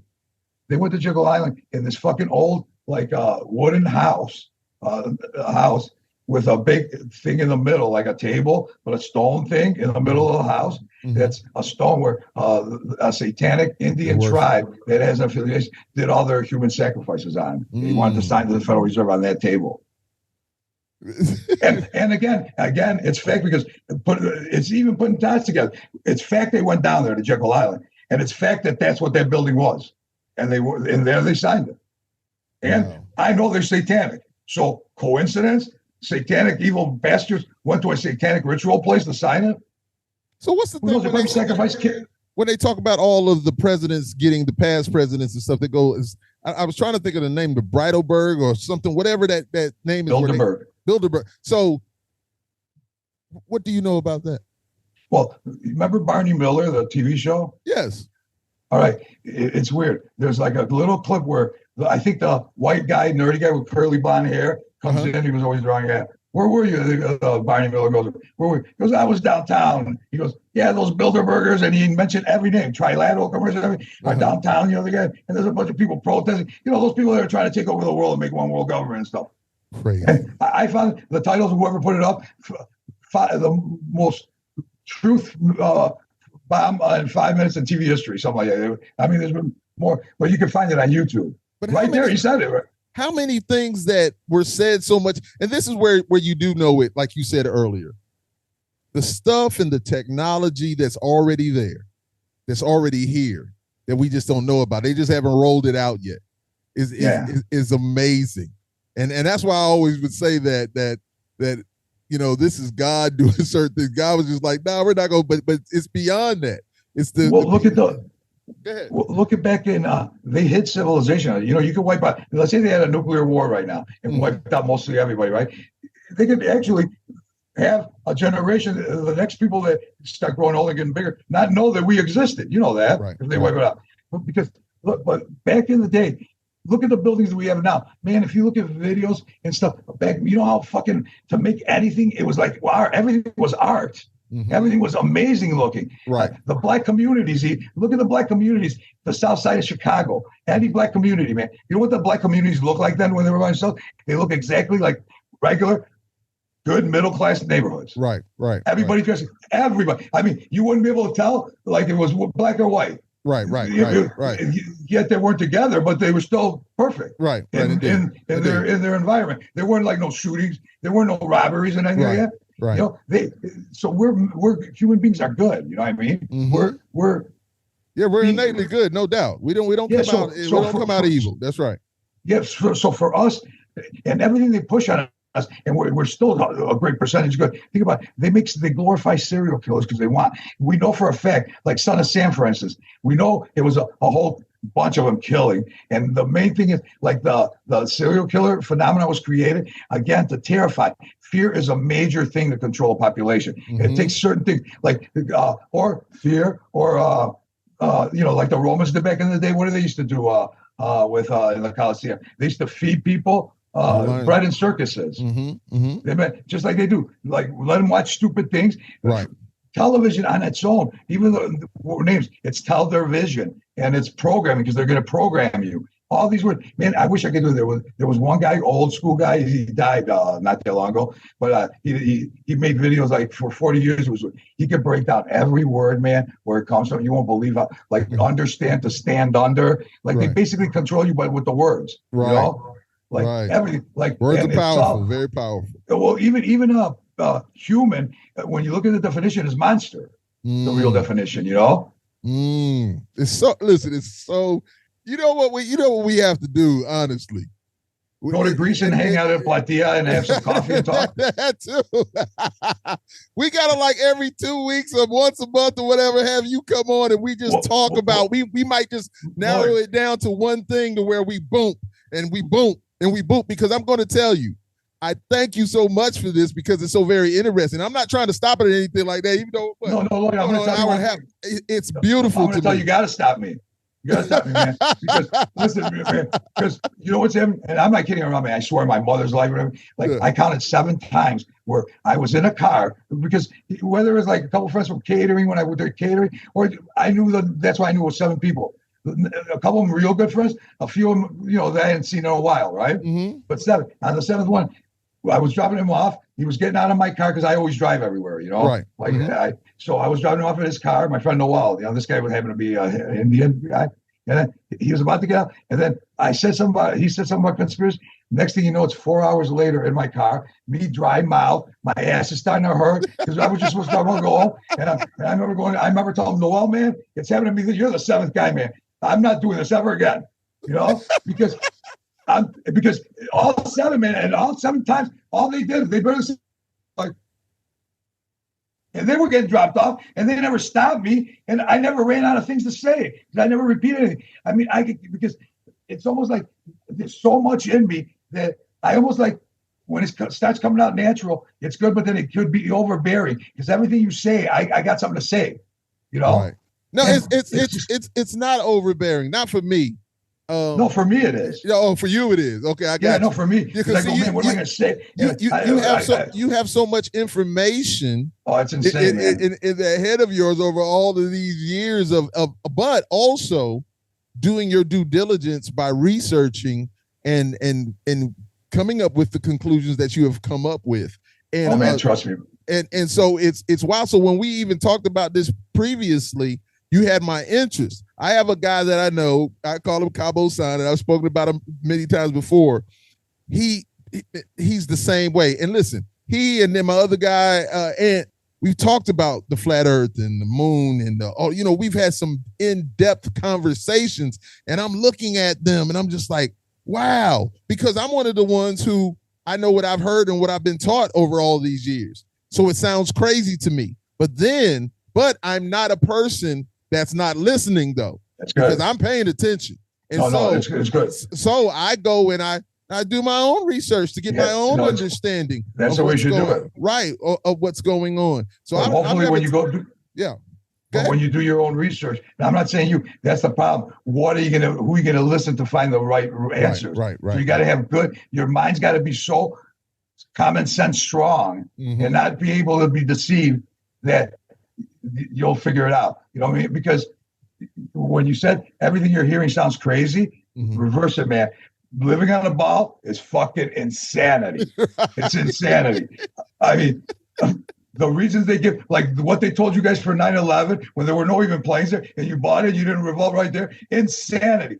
The fact that they could tell people that we lost the day before 9/11, we lost $10 zillion. We don't know where it is. Next thing 9/11 happens, and then they do it again with Ukraine. Yeah, we gave them like 20 billion over extra money. But then you got cities in America that are devastated. They know they can feed everybody in America with even a portion of that money, and you don't dismantle this piece of shit gut.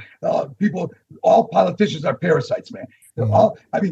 It's insane that we see the sun and they tell us the sun's 1 trillion miles away, but yet it looks like it's not that far. Right. Like, so basically, man, why are we walking into the walls there? I don't know. The government's got to tell me which way the wall opens.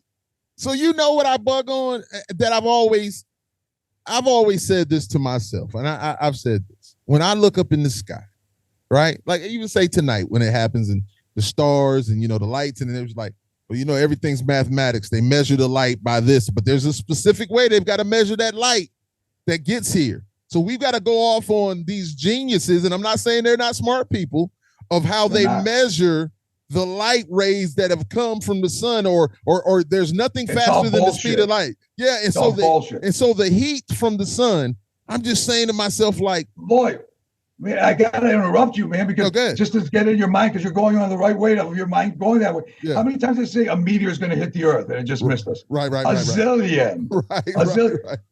Zillion. That's never going to happen because there's no space. There's no meteors. Like somebody said, hey, a meteor. I was some thing on TikTok today because I was like, and somebody goes, yeah, man, a meteor might hit us. I go, it'll never fucking happen, dude, ever. It never has, it never will. I mean, a meteor. Oh, I remember I had a social studies teacher back in the day, and this Mr. Albante, and he would even show you how to rip off corporations. Like, go to the grocery store at midnight when the sales are and fill up your cart before that, and somehow they'll charge you prices the wrong prices, so that they got to give you everything for free. He would tell us stuff like that. I remember one time he said, the dead, because the radio was on the overhead, and they gave the national, and I remember he goes, what they said there about the dead, bullshit, 100%. They just say that for no reason to people.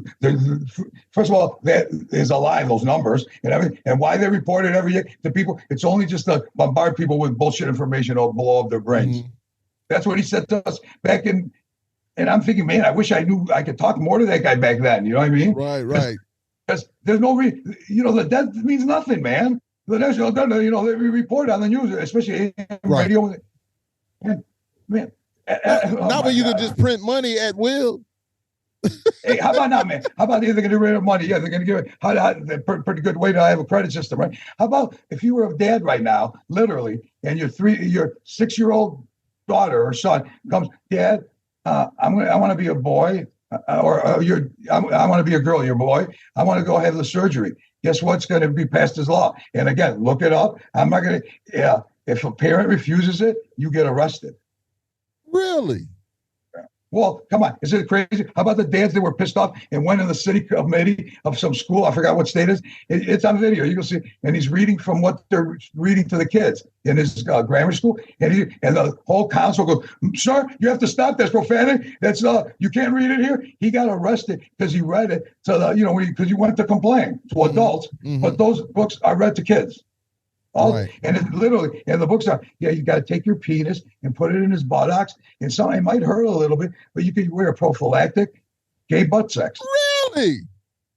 Well, I got a video. I pulled it off and I made a video and I shared it. There was a high school teacher that explaining how to have butt sex in a class in California.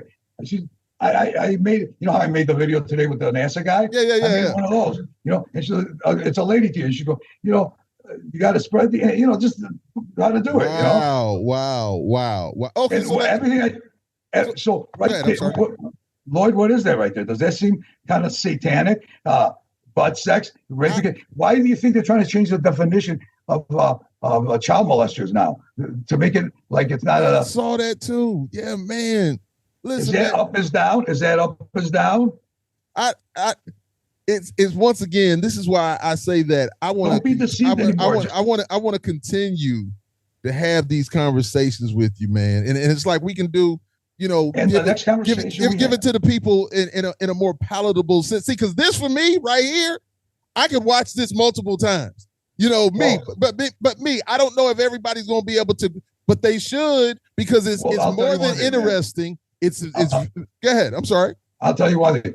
We'll do it again, and we can get real specific. But if you want to get specific, I could stay on one topic. I can tell you all the reasons why, and let me know ahead of time. And I'll even have we'll choose. But you know what I want? I want you, till we talk next time, to go on your own searches and try to disprove anything I said. No, I got you because there's so many more things I want to ask you because my mind is. I know the way that I think and asking those questions. So I will kind of about close out with this right here. I want to ask you, and it's real serious. And a lot of these things that I might think I don't have a lot of conversations about because I'm like, I let everybody just be who they are. That's you. If that's who you are, that's fine. We're talking about we're talking about a lot of other stuff though beyond we can't let that go no more though. Okay, who you are. I got you. No, you got to be strict, Dad. You got to be strict, Dad. You got to be a strong male. You got to do what's right and fucking go after what's wrong. There's no time right now. Like you can't fucking let things go that are wrong in your eyes because then again, like what do they say? If a woman was getting raped and you're looking through your window, you might as well be the rapist, man. Right. Stop it. Yeah, that's real. There's because right now, you think we're going to let these fucking idiots tell us change pronouns and do all that? You think I'm going to fall for that shit? I just want somebody to say it in front of me. You know what I mean? Yeah. Because nobody's disagrees with anything I say in front of me. You know what I mean? Nobody said, even at work, I go, is there anybody here of these new kids that think there's more than two genders? They go, well, maybe this guy. I go, bring him here, man, because I want to tell him he's better bring the third gender for me to meet him. Otherwise, I'm going to bitch slap him every day till he produces it. I was being funny. I wasn't. Yeah, no, I got you. So you saying that right there is what I wanted to ask right here. So when it comes to the LGBTQ, I don't know all the letters to it. So when you look at that, do you feel like mentally or that these individuals were born that way? That's what I'm asking you. Not about the gender part of it. Some were born, but you could tell the ones that were born that way because they're the real feminine ones, Right. Okay. Like there's no way they're manly. Like I had my mom's brother has married a woman, and one of her brothers, she's my aunt, but not blood. You know what I mean? She has three brothers, and one of them, my brother seen him back when we were kids. We go because he acted like her. He said like, and we told my dad, man, blah blah blah's gay, right? And my dad goes, no, he's not gay. He's just ordinary. And my dad didn't want to hear that, Right. Maybe as little kids we thought he was gay. You know what I mean? What I'm saying is we were so young, and So those guys, no matter what, you can't confuse.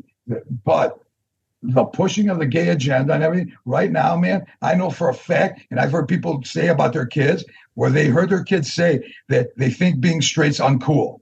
Really? Well, the school, man, didn't you see what they did even in Target, where they were putting all the gay, like the nip and tuck, the dick outfits? I mean, it's not even a little bit. It's bombarded. I mean, I could right now, literally, bro. If you gave me, if I told you I'm going to come back on, I'm going to be by your house. Let's say we knew each other at 10 o'clock, and I'm going to bring in my phone, all this stuff. I would show you everything where it's all about turning your kids against you and being like, you can't, you have no say as a parent with a kid. If your child is 7 years old, literally, wants to chop off parts to become a woman, and you don't want your child to do it, you're going to be fucked up bad. You're going to go to jail, man. I mean, and how does it, that alone, you could just say we're living in a crazy world, right? Clown world, right?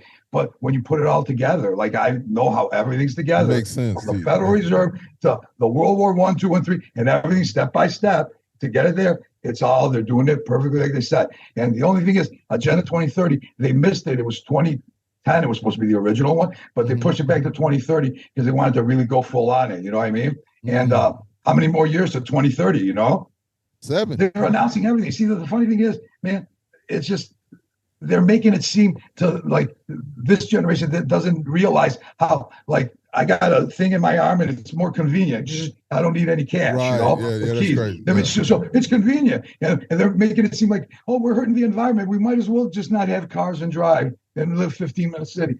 They're doing the game where they're making you feel like you did it. And I remember as a kid, maybe that's why I'm like this, man. I remember as a kid, they had the commercial. This is the last thing I'll say about it. Where it was a PSA where the little boy threw out some trash on the highway. On the side of the highway was an American Indian, and a teardrop dropped. Right. Yeah, of course. We all saw that. Right there. And what I remember from this man, and right there, if I knew a kid that was right now told me about it, and he goes, "Hey, Uncle Charlie or whatever, why did this? Isn't it like this?" I would go, "Oh man, this kid, how do you pick that up?" All I remember is there's a factory. The background, I remember it's real dark and cloudy. So I thought the smokes are from rich corporations spewing out the smoke. Oh my goodness. And right away I go, that doesn't make sense. Why would he cry for? Why are they talking to the kid? Because I remember not long after that I was in Greece, and I threw a piece of gum on the floor, and a cop made me pick it up with a fucking machine gun when I was a little kid. He goes, "Hey, pick that up," real mean, So maybe that's why I remember the story. That's not pollution. I mean, what was it?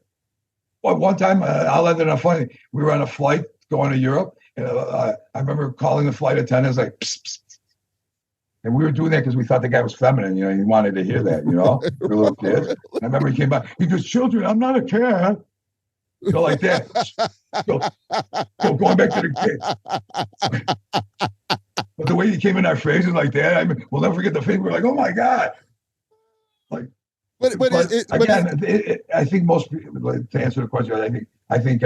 It's a brainwashing, I mean, there's no way you can tell the spikes on the charts. The past couple of years, the spike of kids turning gay has gone insane, gone up through the roof. Yeah, I just know that we and being the age we are, coming from the generation that we've come from. When you made the statement, because I believe we all have family members that may be gay, but you could tell when you said what you said. We knew. You can always tell, man. Yes, and I'm not saying either that it's not or not, ladies and gentlemen. I'm saying nothing like that. But I'm agreeing with you when you say that we always knew, even when we were young, that there was just there was something different. You knew it. Just like there were hermaphrodites back then too. One in a million. You know what I mean? See, you knew, and back then were you X, Generation X? Yeah, I was born in 1967. Oh, 66. Yeah, that's what I'm saying. We're right there. That's what I'm telling you. Hey, it's the greatest generation, man, because look, I believe it. The 50s were under the parents' house, right? Mm-hmm. So the 60s, I mean, like our generation from late 60s, 70s, and 80s, and then it ended, were the latchkey kids. Right. So, right. We literally had the house to ourselves because, like, parents, like, I remember, like, we go to other friends' houses and the adults were all working. Right. So when we were going to the house, we were going like adult visits. We were visiting the house, and we had the whole house, house after house. That's right. And then everybody go, like in my house, we go, oh, it's 6 o'clock. We got to leave. My parents like, my dad's getting home. You know, my mom, that's right. Military. I was military kid. We kind of went through the same thing. There's no doubt. Yeah. So there's no doubt. What you think? No, the generations after us, you think they did that? No way. It was the helicopter parents then. Yeah. Well, when we had kids, I guess we helicoptered them. Yeah. We listen. Well, we had the rules. Remember coming in with the lights on? Come on, man. All I know is that we rode our bikes I tell my kids, I was like, man, we take you guys everywhere. We do this and we go here. Do you know that we rode our bicycles to here and there? And I was just like, man, we walked way over here and we weren't worried about nothing happened to us. And we all did dangerous things. Man, in River Park, when we rode our bikes when we were little, had this thing called Devil's Hill. Right. So it was so steep where you just went down there. Man, that was a big thing around the neighborhood, Devil's Hill. And the more thing, or like when River Park, the Chicago River went through it, right? And you know those big tubes that go through the, they're across rivers, like thing. And they got a little ledge on it. Right. A big thing was to walk across it. Really? And we did, and my brother almost fell. And just dangerous things, like even bad dangerous things, like where I'm thinking I was kind of like not a bad kid. I never wanted to hurt anybody, but I was like I at one point I wanted to be I thought gangs were cool, so my neighborhood was all gangs, right, kings and everything, right. And I snuck out one night, spray painting all the walls, BJ, like blackjacks, blackjack, and I didn't know what a blowjob was. And I remember some guy, older kids, like, what the fuck's BJ, man? What is that BJ? Like, who sprayed the neighborhood? I literally snuck out from my house at midnight. And this is in my neighborhood. I lived there till 79, so it was before high school. So it was the ages of like 10, 9, those ages, Right. And we did this, man. See, even bad stuff like breaking windows was a big thing, Yeah, the train thing that you told me is still one of the derailed train. I told you about that. Of course you did. That's still a great story. Well, I didn't want to hurt anybody. And it just so happened the brown line went through our neighborhood. It got down to the ground and went through the alleys. So I just stacked up stuff, and we were hiding behind cars. And I told you, so I'm saying, I'll never forget. The train was coming, and it's not going super fast. Maybe that helped or whatever, because and all of a sudden we were like, it stopped, the screech and everything. It just stopped, because the scratch. It was just loud, man. And then we just took off. Like we didn't even turn around to see what's happening. Right. And then I'm thinking, what if we got caught for that? I might be really trouble for that. Well, when you said the thing about BJ's, man, I can remember my freshman year of high school, and I'm in the back with Kevin, my boy Kevin Cummings, and Yvette Broughton was back there, and we were back there, and here I am. I don't know nothing about anything, but I'm saying BJ. I'm saying blowjob back there. Like, I'm just back there just cutting. You didn't know what it was though, right? I did, but not really. But I'm in the back just really saying. It was hard finding out, man. I've never had one. So you know what I'm saying? So what do you mean? We couldn't find out what it meant. My brother even put it in, he had glasses. I wear glasses now recently. I just got my brother always had glasses, right? Yeah. And back then they had the little lighters you put in glasses. He put a BJ in a crown, right? I remember we were at a wedding out in the hallway, and one older guy had a Greek, whatever, with my parents, obviously, the wedding, and we're out with kids playing. And one older guy goes, not older, he's probably 20 years old, who knows? I remember going, and he really confused. He goes, you know what BJ means? So I go, no. We go, what does it mean? He goes, and he started laughing and walked away. Go, what do you mean by that, man? And then I remember around the same time, we seen a movie called Hollywood Nights. And in the back, it was a good movie too. In the back seat, Hollywood Night, or even Saturday Night Fever, where somebody goes, I got a blowjob, man, or he's in the car getting a blowjob, and we go, what? And then put it together. Oh, he was with a girl, so a blowjob. Yeah. I kept thinking blow. I just thought maybe blowing feels good, man. Blowing on him. I mean, nobody, man. It was a quest to find out what the fucking blowjob meant. All I know is that my science teacher, Mrs. Pruitt, she's like, Lloyd, don't you say that again. And I'm all the way in the back, not knowing that she heard me like that. And of course, me being who I am, I said it again. Man, she took me up out of that classroom. She said, I'm calling your mom. She took me to the science area because it was a physical science. Took me in there. And she's like, I'm calling your mom. I was like, please don't call my mom. And she called my mom, and my mom said, I can't even deal with you. I'm gonna let your father handle this when you get home from school. That's what my. So I was just like, God, dog, man, I'm in big trouble. Because you want to talk about scared of my father. I was scared of my dad. And so I get home. Yeah, I get home and I'm just waiting for him, military on Fort Jack, South Carolina. I'm waiting for him to come. He gets home and then he's like, come outside. So we sit in the car and he's like, so tell me what happened. And for him to even say that, I'm getting a little older now, but for him to even say that, I'm like, he's about to tear my ass up. He's like, tell me what happened. I was like, well, I was in class and, I was, saying BJ and she sent me to what he said. You were saying what? I said, BJ. And he said, blowjob? And I said, yes, sir. He's just like, man, get out this car. I was like, oh my goodness, he's just like, are you serious? He said, is that what we're talking about? Did you know what it meant at that point? I mean, I knew what it meant, but it's not like that because it never happened. I'm just back there talking shit, Man. And he was just like, man, get out of this car. But I think he was just happy, like, yo, my son, that's my baby boy. You didn't get the punishment. It's funny because you said about the dad.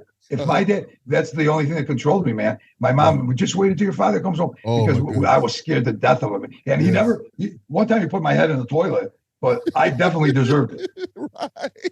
No, I definitely deserved it. I mean, man, did I tell you about a school bus? The girl this kid was sitting on a girl I liked, right, Patty? But this is kissing only. I got grammar school, and I took a brick and I hit the window he was on. And the next morning, I hear a doorbell because it was Greek school that they went to, after American school. And then all of a sudden, I heard $300 they wanted for the window of the bus back then. Wow. One time, we were at a birthday party. And I was throwing rocks across with a bunch of kids from the birthday party that hit a big billboard across the street. And so just so happened some Hindu cab driver avoided the rock. I don't know what he did. And he smashed into a car and he had a passenger in the car. Wow. So they sued us.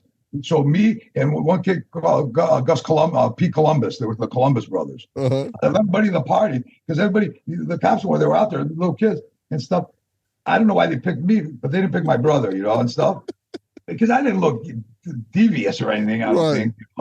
And I could give you. I was at a wedding, a big dinner dance, about 400 people, at a banquet hall, and the paintings with the lights on them, the expensive paintings. Yeah. We had pocket knives back then. Right. I decided to play tic-tac-toe on one of them on a painting. They called my parents into the office then, and that was hundreds of dollars. The only reason they didn't pay for that one is because through they were Greeks owned that banquet hall, we didn't know, and somehow through distant relatives they let them go. Wow, man. One time when I was breaking windows, I don't know why I was doing it. There was a big window, and we were walking down the block, right? There was a big, a two-story apartment, and it was a big window, right? But it was white shade, right? So I just right in the, and then the shade went up like that. And on the other side was a room full of Hindu men with white gowns. And they ran out of the house instantly, and they chased us for like at least a mile. And then where we ending up, me and my brother are hiding. We ran up. My mom was learning how to be a beautician then, and there was a universal beauty school. So we ran up the stairs to the beauty school. Into the entranceway, we just sat on the couch. And I remember all the beauticians came around us, and they go, "Oh, you George's son?" But we were like, "So George's son." My mom came in with George, and I remember just surrounded. And even at that age, though, there were a couple that we thought cute because any girl a little bit older wasn't cute to us. Right. We always liked girls our age, what I mean? But I remember one of them that was bending over. I think she had big cleavage. And, in the 70s, polyester beautician training outfits, white pants tight. She was leaning over. I remember she had like a vest, like with big lapels, and she had a really cleavage. My dad had a tailor shop downtown right by the Playboy Towers. Right, you told me. Yeah, I remember that. Yes, indeed. All the things that you dad did. Too? Oh, yeah, man. We talked about a lot of stuff. And that's why I was saying, listen, we did, once again, great conversation. How long have we been talking out? Like 10 hours? It's heading on almost at 2 hours. And listen, and we I love the fact that it just went on, and I'm not taking nothing from the beginning of how it is. This is how it's going to run. You know what this was like? It was like, hey, no, somebody will turn it on, and it was like right when you turn it on, click play. It's like a fast ball coming right at you. That's what it is. And so, listen, we're going to enjoy it. So, listen, what we'll do is I want to get to where we, just like I said, when you have time. And if you don't mind, let's just come back and let's just have conversation about whatever, man. I've enjoyed this so much. It's just bananas to me, man. Thank you very, very much, man. Yeah, I'm gonna try to get you a patch. Yeah. Hey, listen, it's all love, and I do want to say, I want to go back and say, yes, indeed. And so I got another one from my Scream for Metal guys, and they sent me a Scream for Metal patch, and I'm really going to get me a nice jacket, whether it be a jean jacket or whatever. I want to start putting all that stuff on it because I love stuff like a battle vest. Yeah, well, not even whether it's a battle vest or just a jacket. I just want it to be cool and just have it just something that I love that I can know that I can rock. I found mine, and it had there wasn't the years I got it. There was no underground scene, Right. Aerosmith, Black Sabbath, Van Halen. But yeah. I see just recently at a outdoor thing, I seen some young kids and they had the vest on with bands. Yes. They had death metal bands, but they had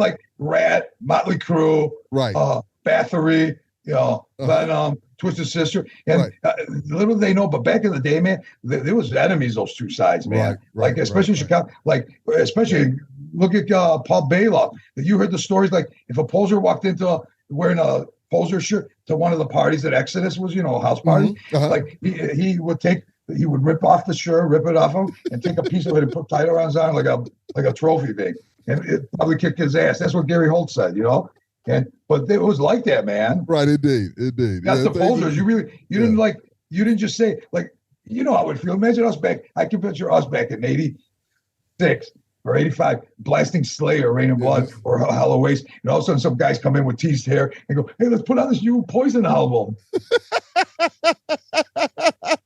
It wouldn't happen. You know what I mean? Right, indeed. It's different times. Both definitely different times, man. Remember Celtic Frost? Remember when Celtic Frost did Cold Lake and Tom Warrior teased his hair and was standing and he had his charcoal jeans and his pants unbuttoned, his zipper. You know what I mean? I remember that was a big thing for the underground.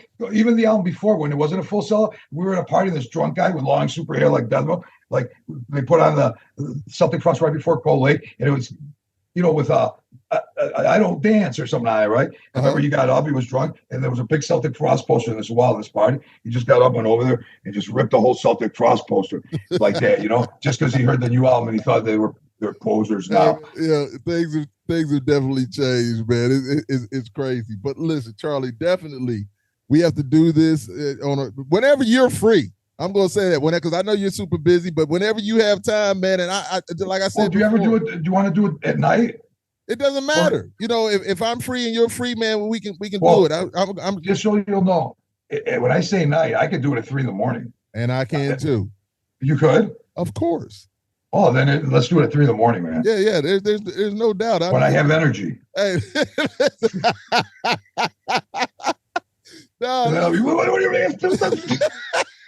No, you don't understand. That is perfect for me. Oh, it's perfect. More than you even understand. That's perfect. I love the night. You don't understand. I love it so much that when people wake up in the morning, I feel like they're invading my house. I get angry and I start going, "This isn't your street," because at night I'm driving everywhere, man. Anywhere I can get it. Literally, I do everything at night, right? Yeah. And I'm pissed off that there's not more 24-hour grocery stores and stuff. Because I finally went grocery shopping the past couple of years. I never went. Yeah, they kind of closed. We used to have a lot of those, man, but they closed a lot of that stuff down. Walmart used to stay open 24 hours, man. I always was in Walmart. I would see friends in Walmart. Man, what are you doing up at this time? Yeah, and you know what I hate? Red lights, man, especially at night when you're by yourself. I blow almost every. I refuse now to stay. If I sit there right now and with nobody around, and I look over, I kind of like when I told you I don't want to be talked by the elite with tricking me like I'm an idiot. Right. That's what I feel. I go, what the fuck? I leave. I go, I'm not sitting here, man. You know what I mean? Because it's just stupid, right? Well, they have them now, but I know they do here, man. It's not gonna be long. No, I'm telling you, when there's nobody around, I'm just like. Yeah.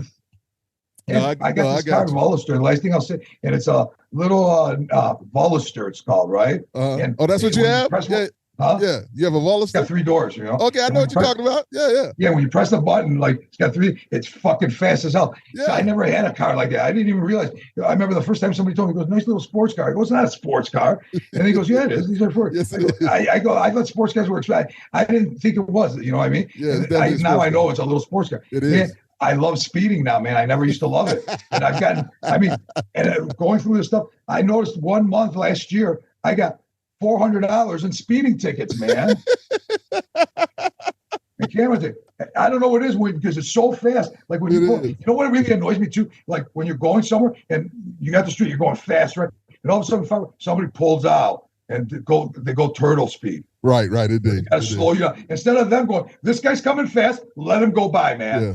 Because they don't care. They're not paying attention. They don't care. You know what I do to him, man? Oh, I go around him and I go around him and I go so close just to freak him out. You know, like, dude, why'd you fucking block my way, man? I'm not gonna, because I'm like, I got to do things your speed. You know what it is, man? You know what that is? I wouldn't do that to somebody else. Like, you know what I mean? Right. And I get real angry, like stuff like I wouldn't do that to you. You can't do that. You know what I mean? Right. That's what I had to really understand, man, that everybody's not like me, man. So I had to just move away from the madness, man. You know what I wish, though, man? I wish I could play you from rehearsal last night. This new song is called, I never told the title anyway. It's called Was It All Worth It? And this song is stuck in my head so fuck. Because, Lloyd, I'm going to tell you one thing. The last album, No Time to Waste, we just got 3. Man. Like, but that album, I wasn't going to. I wanted just the comeback album, the concept album about what's happening in the world. There was something wrong. I never intended on a 3rd album, right? Just like I never intended on a reunion. But I tested it over and over, and I fucking love it, man. Because if I didn't love it, like when I put it on, I get into it. I like a fan. Like I was putting on Women and Children first back when I was a kid, or Number of the Beast. Great. I just get into it. Album. It's a great album, bro. Well, because honestly, man, I swear, I just swear to you, man. Well, I feel like if you put on an album and you didn't feel like that about it, what's the point, man? Right. I mean, I remember we had a 6-month break and I had all those songs from that album, all sequenced like I wanted them on rehearsal, just live on rehearsal. And I didn't listen to it the longest for 6 weeks, I think, right? Right. And then I remember the day I decided, I'm going to take a drive right now. And if I don't love the songs like I thought I did on this drive, I'm not putting it out, Right, and I would just I broke up the band before back then. Yeah, so I would do it. Money doesn't mean nothing to me. Yeah. So and then when I was driving around, I was playing air guitar, man. Right. Driving, like singing along. And it didn't even feel like I felt like I was listening to Not My Love, And again, this song, it came out of nowhere and it's going like that. And it looks like we're probably going to have to do a 4th album if they come out like this. You know what I mean? There's no doubt, man. I'm telling you, man, No Time to Waste is a beautiful, amazing. Well, I didn't even want to reunite. I know you told me that. Yeah. Like even my brother, like we're from where we're going to rehearse. Because we got an offer to play a European festival. There was no band. My brother goes, hey, they offered Aftermath to play festival next summer. I go, yeah, there's no band. Tell them no. He goes, no, man, just the name will get out. Who knows what will happen in a year? I go, yeah, they'll not be a band in a year. Just tell them no, dude. Right. And I go, and then I go, just do whatever you want because he's managed bands and stuff, Right. And I go, do whatever you want. Don't bother me about it, literally. And then somehow Steve, the guitar player, who I didn't talk to in 15 years, me and him started the band. Like, I don't know, or appears to be in our life again. And then it had to be the 3 guys that started the band, right? Right. And then just to end it, where we're going to practice bringing up obstacles that I don't want to do. Man, where we're going to go practice? My brother goes to my basement. He just bought a brand new house, got married, and his basement's the best place. I love practicing there, but I remember going, what? To me, that was insane. Your basement? Yeah. Yeah. Who you get a bass player? Oh, perfect. It just... Everything I was saying that I couldn't reason not to do it was answered better than I wouldn't even dream of having it that way. Right. So it's happening again because believe it or not, man, I could easily. I walked away from. I don't care about it. It's not as much as I love. It's in you, man. It's never going anywhere. It's in you. I feel also, man. I really do feel the message is important. I feel like sending this message and awakening, just like we don't need a ride, just telling people, just know you're being run by these people. The last thing I'll say is whatever you hear officially from, I doubt it for real, but at least question it, man. Right. It did. And put the dots together and see if they've ever done anything good for you or anybody. 100%. The Ukraine thing should be enough, man. They're giving money like left and right over there, and it could cause World War III, and they don't give a fuck. And yet there's cities here devastated, and they don't give a penny. Come on, man. That's all you need to know right there. We got this medical system that's never cured one fucking thing, and this little old man cured hundreds from cancer. Yeah. Billions, buildings, doctors, white jackets, one guy in his garden. Right. Indeed. No, it's real, man. It's real. All right. Charlie, that's all I'm going to say. I'm going to leave it. Hey, listen. Hey, we'll leave it at. Go ahead. I'm sorry. Hey, if you're ever in Chicago, man, would you come here? Of course. Listen, I haven't been there in a minute, but definitely, you and I kind of talked about it before. When do you come? But if I get up there, we got to hang out because my boy LSU lives up in Chicago, and my wife's side of the family has a family up there also. Well, I'll take you anywhere you want, but pick a time maybe when some cool shows are happening too. Of course, man. So we'll definitely talk about it, man. And I need to get out the house sometime. You know, I'm so just chilling, just doing music and doing my podcast stuff, and I'm good. So musically, what do you got coming out next? What are you doing? We got the Plastic Catastrophe with Lord Nelson stuff we're still doing. We're just putting singles out right now. Maybe put out another album out next year. We've got so touring much. Or anything? Matt's in Texas. I'm here in South Carolina. We'll decide on it. We're looking at it. You know, we need to get together and get back out there and do something. And I believe he wants to do it. And I want to get back out there and do some touring stuff. So, we just got to put it together. That's it. It's got to be feasible. It's got to make sense. Yeah. I love playing shows, but I wouldn't want to tour, especially any amount of time. I think like going out for we'll go anywhere, like even New York or whatever, and come back, you know what I mean? Right. But no long tours and shit like that. It's different now, and I really understand that. After touring and you see that, and I don't think a lot of people understand the rigor that the stress that it puts on. Yeah, we're too old for that shit. Getting out on that stage is just amazing. I know because it's great. That is such an adrenaline rush. It's amazing. Oh my goodness! Especially when you're into your music, like I am for this album, and playing these songs live. I just love it. But we don't play a lot. You know what I mean? Right. Indeed. But you know what? My main intent right now is leaving because we were the one album band before we were united. That was it. Right. Right now, just as long as we make a fourth album, maybe a fifth, and we live a good amount of discography. But then again, 2030 is coming up. What am I talking about? One more going. But man, the album is amazing. The message is amazing on all of the songs. The musicianship, your vocals are everything on this is great, man. I'm telling you, man. The solos and everything. I enjoy. What's your favorite song? I think they all have a lot of energy, but Up is Down, is the most stars, and Straw Man. Those are the two that are the least angry, you know what I mean? Because overall, I feel like you could tell the anger and like Transform and Disrupt or Slaveable. Listen, so I just remember going in there, we are not slaveable. It's just the way that you say slaveable. It's not like you're saying it's slaveable. It's like slaveable. Yes. So enjoyed that a lot. I probably played that one probably more than anything. I just kept going over that one, but I truly enjoyed every single one. What did I say here? Check out the second one. Next time you listen to the second verse, not the first one where it goes certified at birth. Godless global citizens, inversion, perversion, reality. And one of the parts that goes, the last verse goes, all politicians are parasites in the last sentence. See, so you saying it just runs back into my head. Listen, I listened very thoroughly, and I'm just saying to myself, God dog, man. I said they hit it on the head. So what I said, first of all, No Time to Waste is another great album by you dudes. 10 socially conscious headbangers with beautiful tension and release.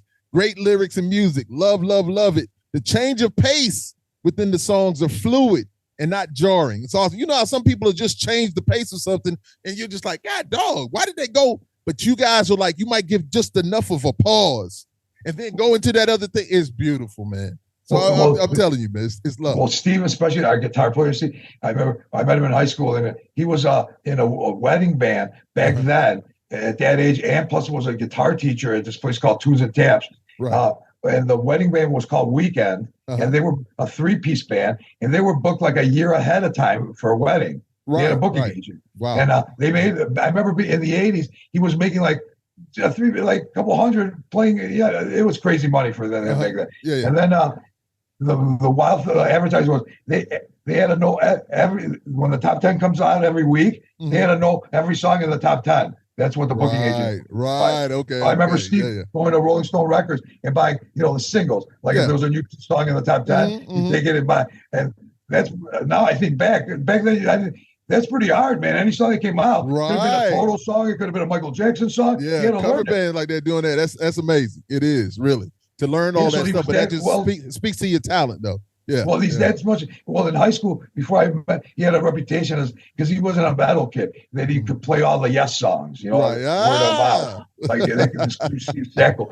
And then I wanted to be a guitar player, and I took lessons. And I had an old man, and he gave me the Mel Bay book, and I had a little Mary had a little lamb and everything. And I kept, and I was too little kid. I didn't want, and I started after a couple of practices. I go, man, I just want to learn Stairway to Heaven or fucking Iron Man or whatever, man.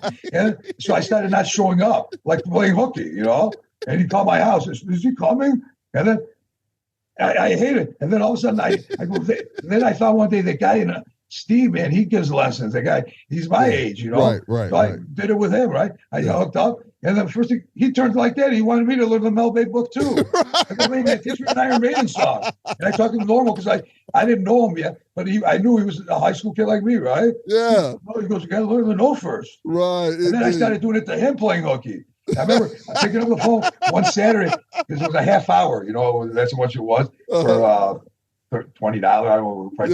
And then he goes, hey, it's Steve. I'm at Susan Taft. Steve. And he goes, are you coming or are you just blowing it up again this week?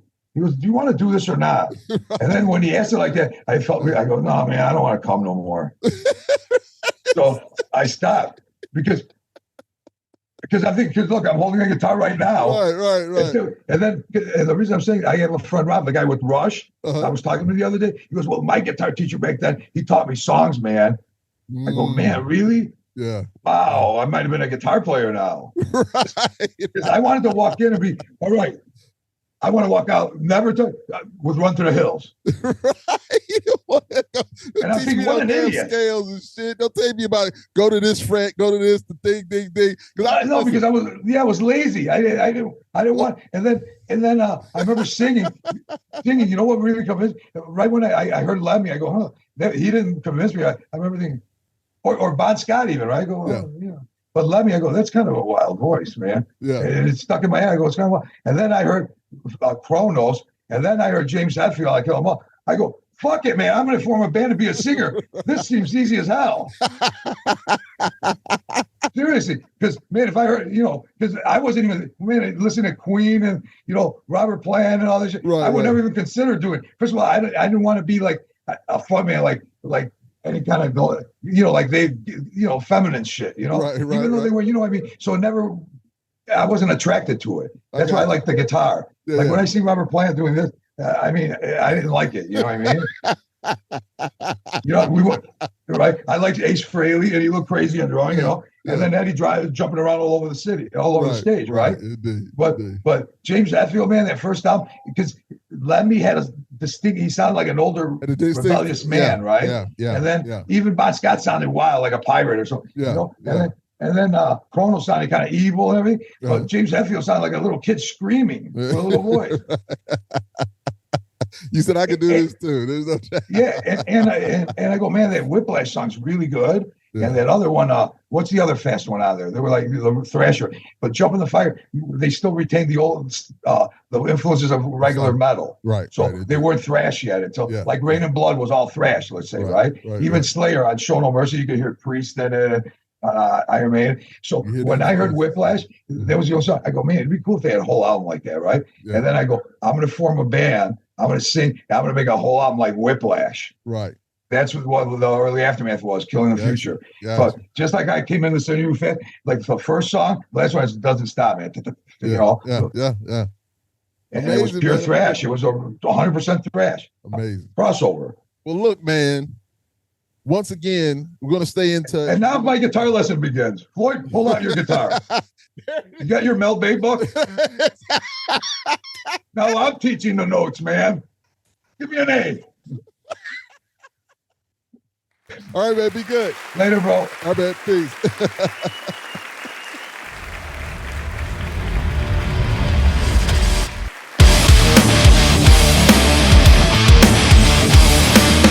I am the Lord.